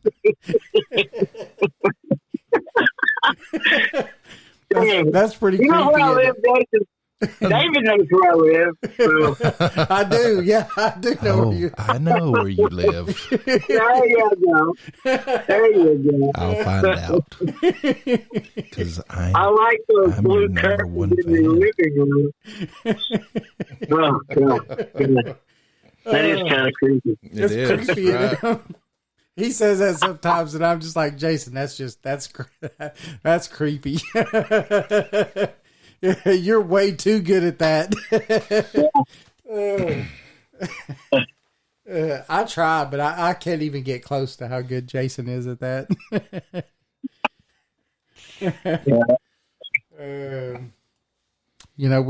We've had a great conversation tonight, Matt. Yeah, well, cool. So, I'm glad to be here. Well, thanks for agreeing to come on, and I hope that maybe before the Bigfoot conference, you'll come back on with us again. I will definitely try to do that. I mean, it's just one of those things, and like I said earlier, it's really, I'm thinking it's probably going to get a little bit harder to do because, it's an hour and a half drive the other way, and gas ain't cheap. So, yeah. You know what I mean? Yeah, it is. It definitely is what it is. But hey, you could always call us. Yeah, I can always call in. That was easy, but I don't really like doing that, and I think you guys know why. I like to come and hang out with y'all. Yeah, it's awesome to have you. I'm so used to having you right across from us with your own mic, and you sitting here. I know, chit chatting with us. Same, is it? Yeah, it Nothing really weird. weird. Nothing weird's happened here. Yeah. Yeah. Well, actually, I did have a time lapse. Well, you know what's funny is that last time you were here, I think it was the last time, didn't we lose power? And then we lost internet connection, and then we lost power again? It was one occasion. I don't know if it was the last time I was there, but there was one occasion when we were in the big side of the bunker. Yeah. Yes. The last time I was there, we were in the small side of the bunker. Okay. So we actually didn't have no helicopters or nothing flying over that night. No. That happens every once in a while too. You'll hear. Well, let me tell you, this time we did have a missing time here.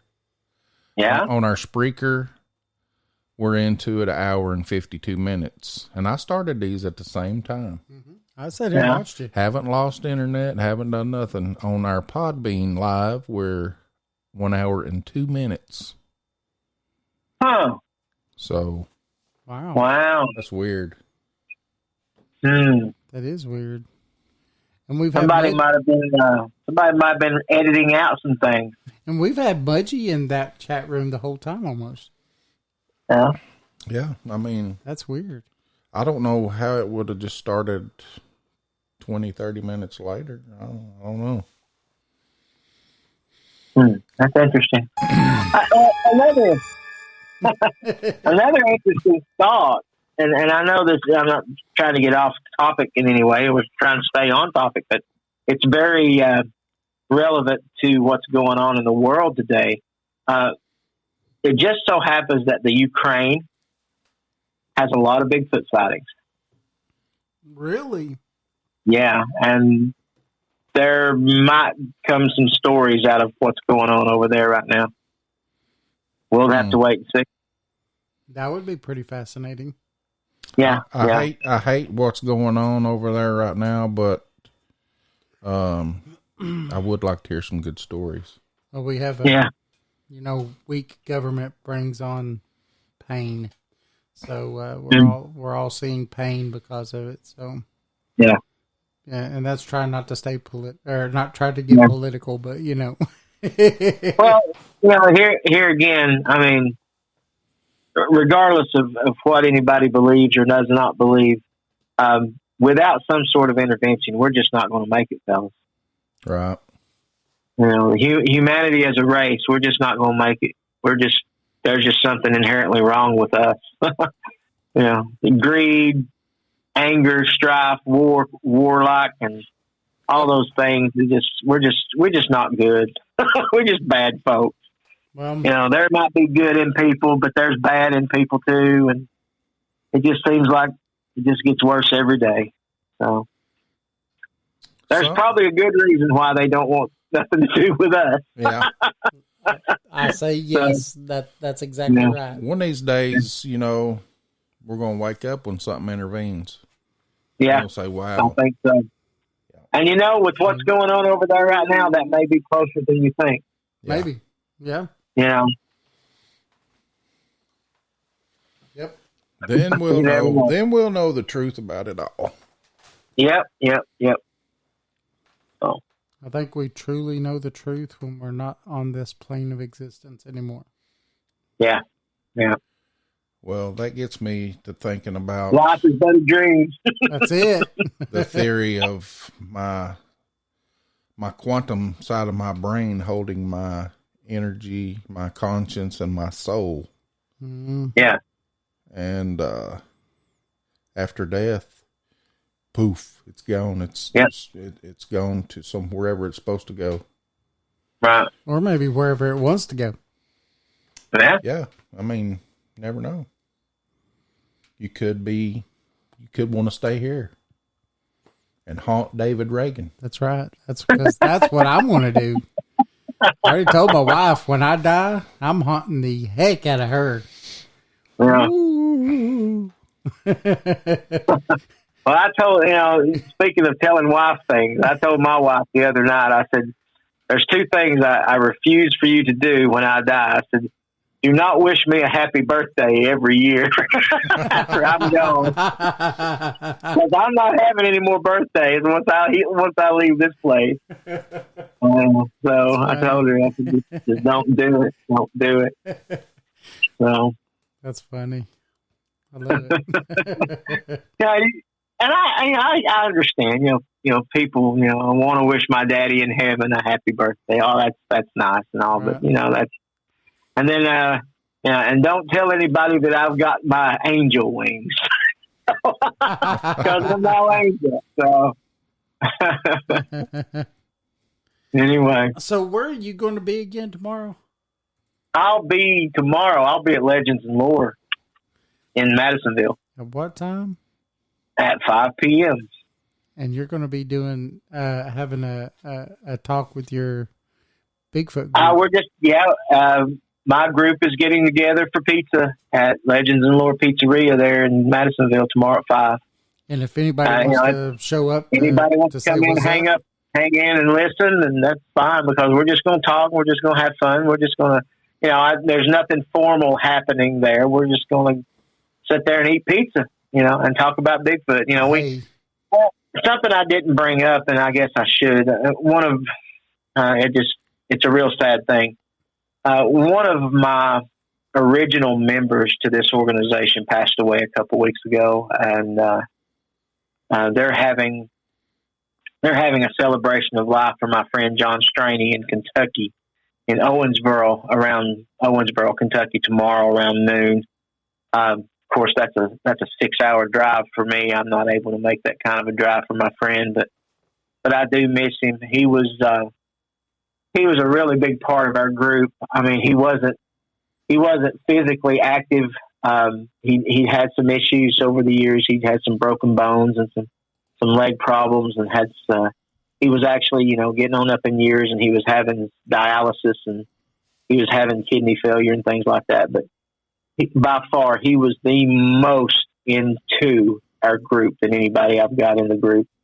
And I'm sure going to miss him because he was, he would go on, he would go have dialysis in the morning and go running around at night looking for Bigfoot. Wow. That's how deep he was. And that's just, he was a great guy. And, we're all going to probably talk a little bit about John. So there'll probably be a few tears, but, he was a great guy and we're going to miss him. And, we're just not going to be the same without him because he was always so full of life and so full of positive energy. It's just a sad thing. yeah, it's never good. But when we was talking about going, Yeah. I want a true Irish wake.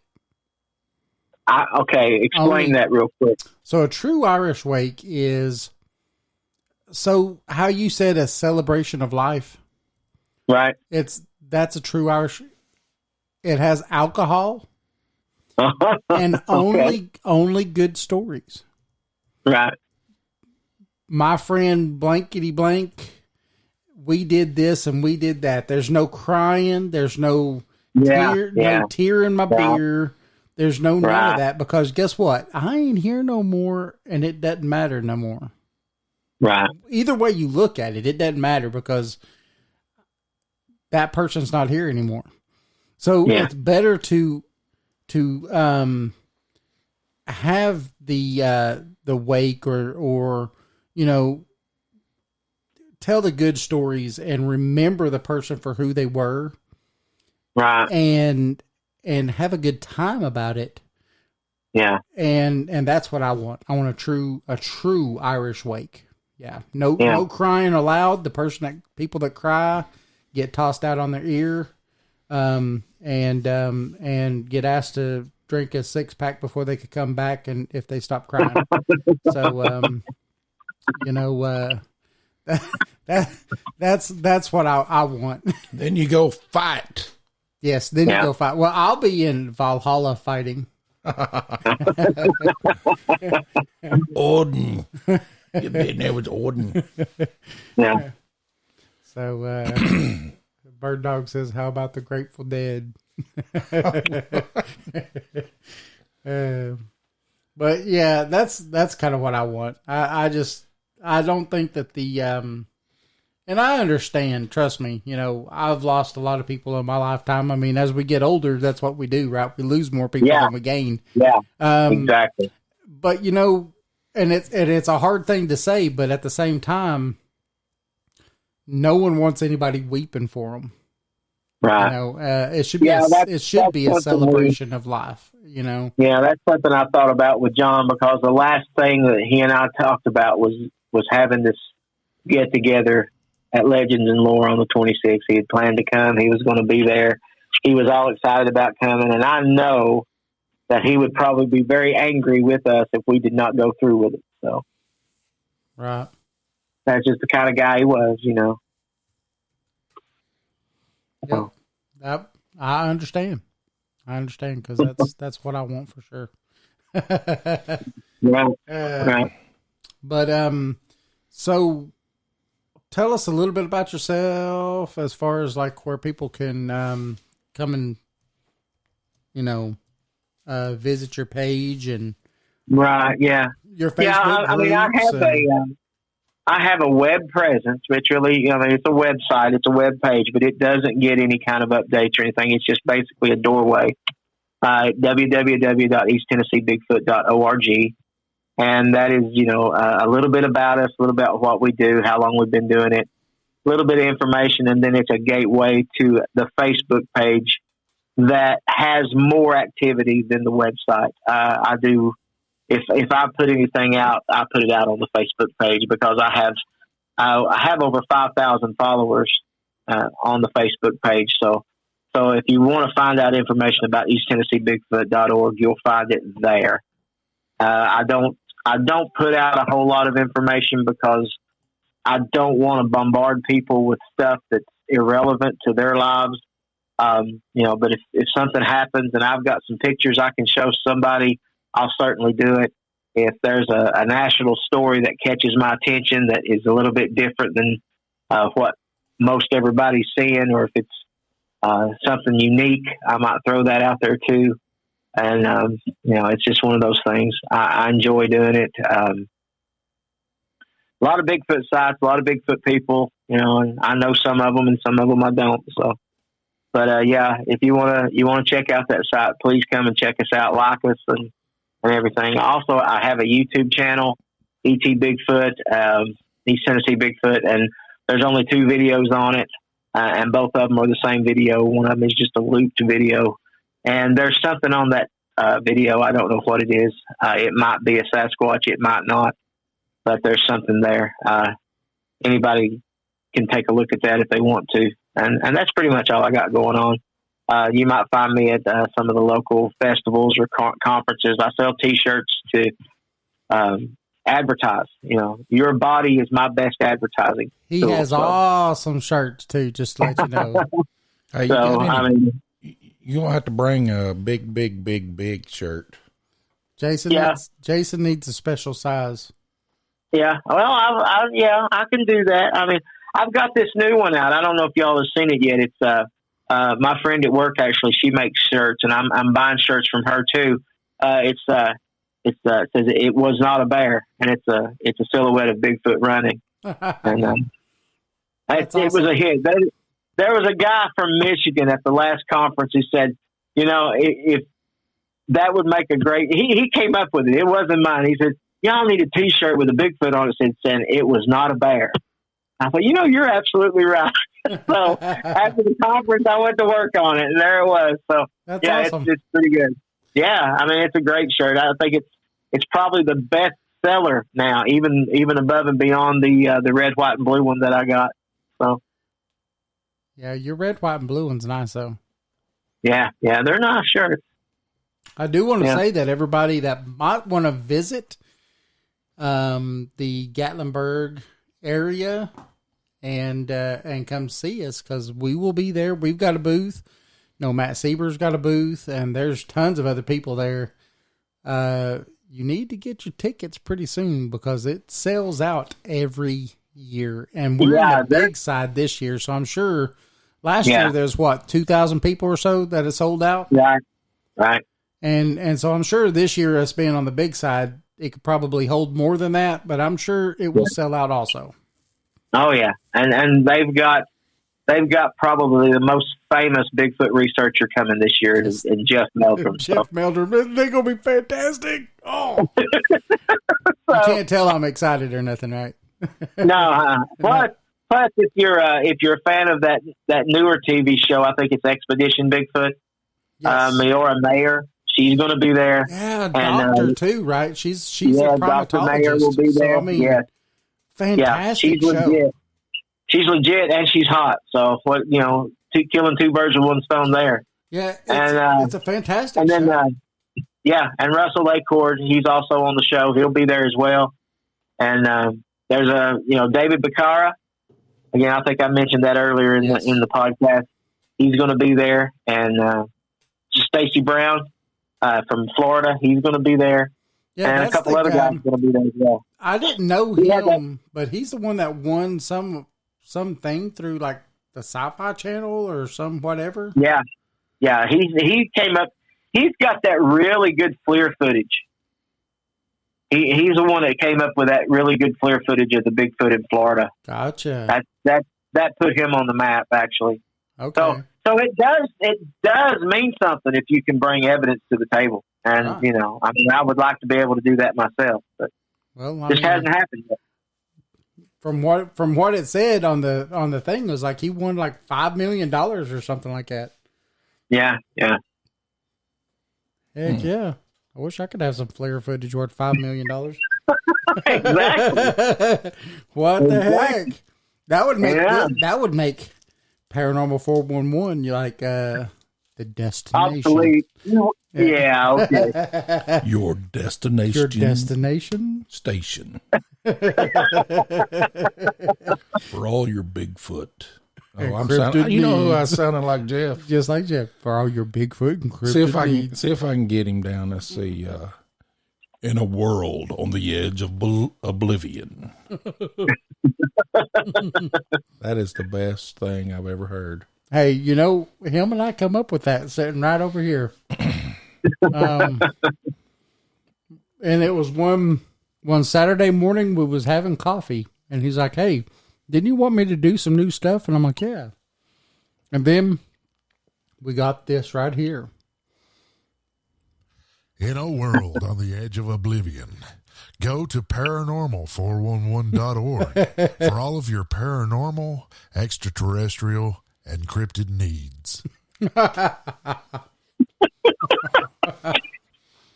Now we got to get Matt Seeber to do that, right? Yep. Now we got to get Matt Seeber. Yeah. This is Matt Seeber from East Tennessee Bigfoot.org. Yeah. Hey, fellas, what's going on? Yeehaw. Hey, y'all. We'll have to get two from you again, like one for you, and then one for us. We'll have to do that. Yeah. It'll be great. Yeah. Yep. We definitely got We'll do to get more than we have. But I wonder how many times I'm going to say Project Dark Corona before I get it right. oh man, I'm telling you, I still do it sometimes too. Though that's what's terrible, right? It is. You get used to something, though, bro. That's how it goes. I'm telling you, I'm like Project Dark Corona, and Jason's like Project what? And I'm like, oh, Paranormal 411. Yeah. Hey, we've been doing really well with this new name. Yeah. The Dark Corona just wasn't hitting it at the time. Well, I think, Well, yeah, pretty good reason for that. I mean, yes. good grief. Yep. How do you control something like that? I mean, good night. You see, and we even try to tell people we were Corona before the coronavirus was Yeah. cool. I mean, wasn't there a story from the beer that the sales for the beer dropped off drastically when all that started coming on? Yes. And So, my goodness. we started asking like new people, how did you find us and stuff like that? And they were like, well, we kind of just took a chance because we thought you were talking about the coronavirus. And so we're like, yeah, we got to change our name. Yeah. It's just got to happen. Right. Sometimes you just got to do what you got to do. Yeah, rebranding is hard, but kind of cool at the same time. Yeah. Oh, yeah. You get to redefine yourself again. Well, we had a lot of loyal listeners that stuck with us too. Yeah. Right. Yeah. Matt Seeber. Yeah. Bird dog in the house. Shell. Mudgy, he's been with us for a while. Yeah, Mudgy's been with us since we were on what was it, 8-10 years ago or so?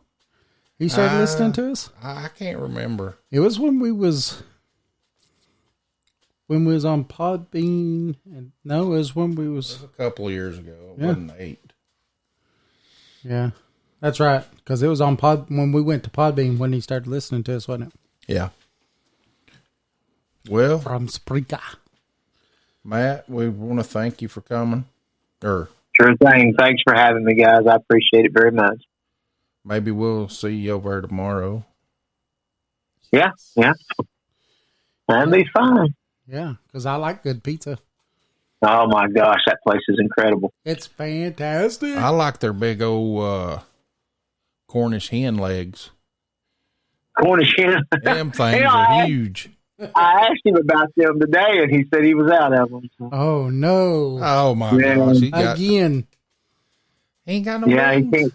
He can't keep them. Yeah, he's got boneless wings. He's got the fake wings, and I like those too. I mean, chicken's chicken as far as I'm concerned. But. Yeah.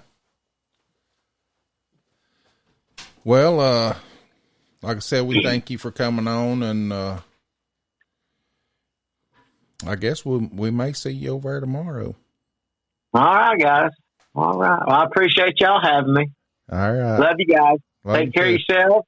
Be careful out there on the road, David. I think he went to the bathroom. Okay. Well, he can listen in some other time, brother. All y'all right, have a good one. I'll get off here. All right. Have a good one. We'll see you. All right. Bye-bye. All right. We've been talking with Matt Seeber, one of the greatest guys I know. Remember, you can listen to the podcast of this on Spreaker or Podbean, or you can go over to the website and at paranormal411.org and listen to it there. And we do want to give a shout out to the place we was talking about, Legends and Lore Pizza. It's over in Madisonville, Tennessee. He does have great pizza and great wings. I love them. Right, David? He's back. Oh, the man. I'll tell you what, it's fantastic. Yeah, you can't beat the wings. You can't beat the pizza. The ingredients on the pizza is, Yeah. He's got something that you will find nowhere else on this planet, as far as I know, and that's what? What is he? What put him on the map? Pickle pizza. Yeah. Oh man, that pickle pizza And is it's good. pretty damn good. I'm telling you, it's like, what are you talking about? Pickle pizza? But yes, he has a pickle pizza. And he has people from other parts of the country asking him if he could send it to them. He's like, no, you got to come and visit. But legends and lore, hands down, the best pizza I've ever had. And it comes down to, you know, it's a small time little mom and pop restaurant. They do really good ingredients. They put their time and effort into making the stuff fresh right there. You can literally watch them back there doing everything after you order. Nothing is pre-done. Nothing. Not even the crust is pre-done. You see them stretching the dough out onto the pizza tins and stuff after you order the pizza. Nothing is pre-done at this place. I don't know. And Eddie, he's a really cool dude. All kinds of stories, right, Jason? I mean, yeah. He's gone bigfooting, done a lot of stuff in the paranormal field. I mean, for years and years and years. So he has stories out the wazoo. You could go ask him about his stories, and he has tons of them.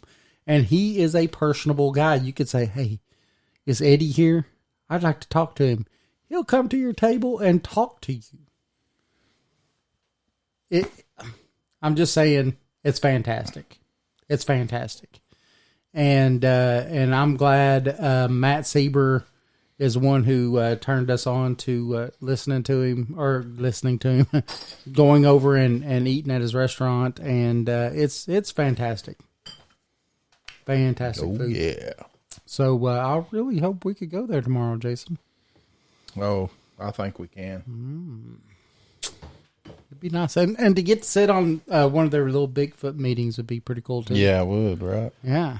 Yeah. Get to hear some of the stuff they talk about. Yeah, that's kind of cool. So, again, though, like Jason was saying while I was gone, when I stepped out for a minute, we want to thank Matt Seeber. Definitely come to projectdarkcorona.org. What? For all. Wait.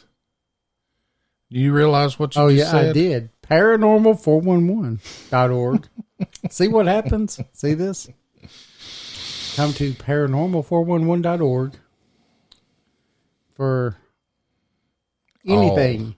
Anything that you want to as far as the paranormal. So, but we want to thank everybody. And again, tonight, Matt Seeber was our guest.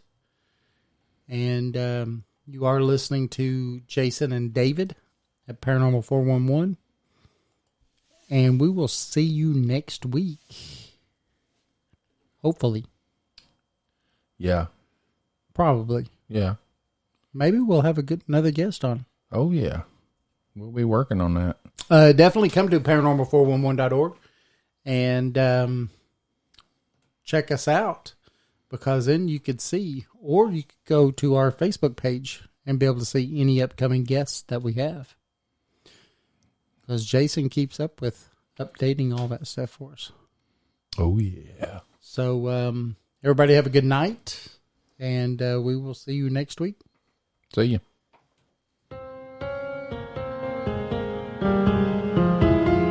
Thanks for listening to the show.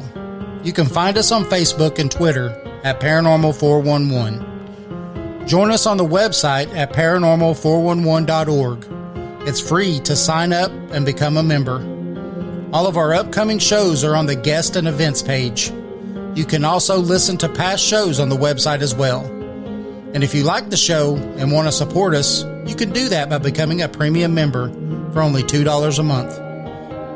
Thanks for listening to Paranormal 411. Join us.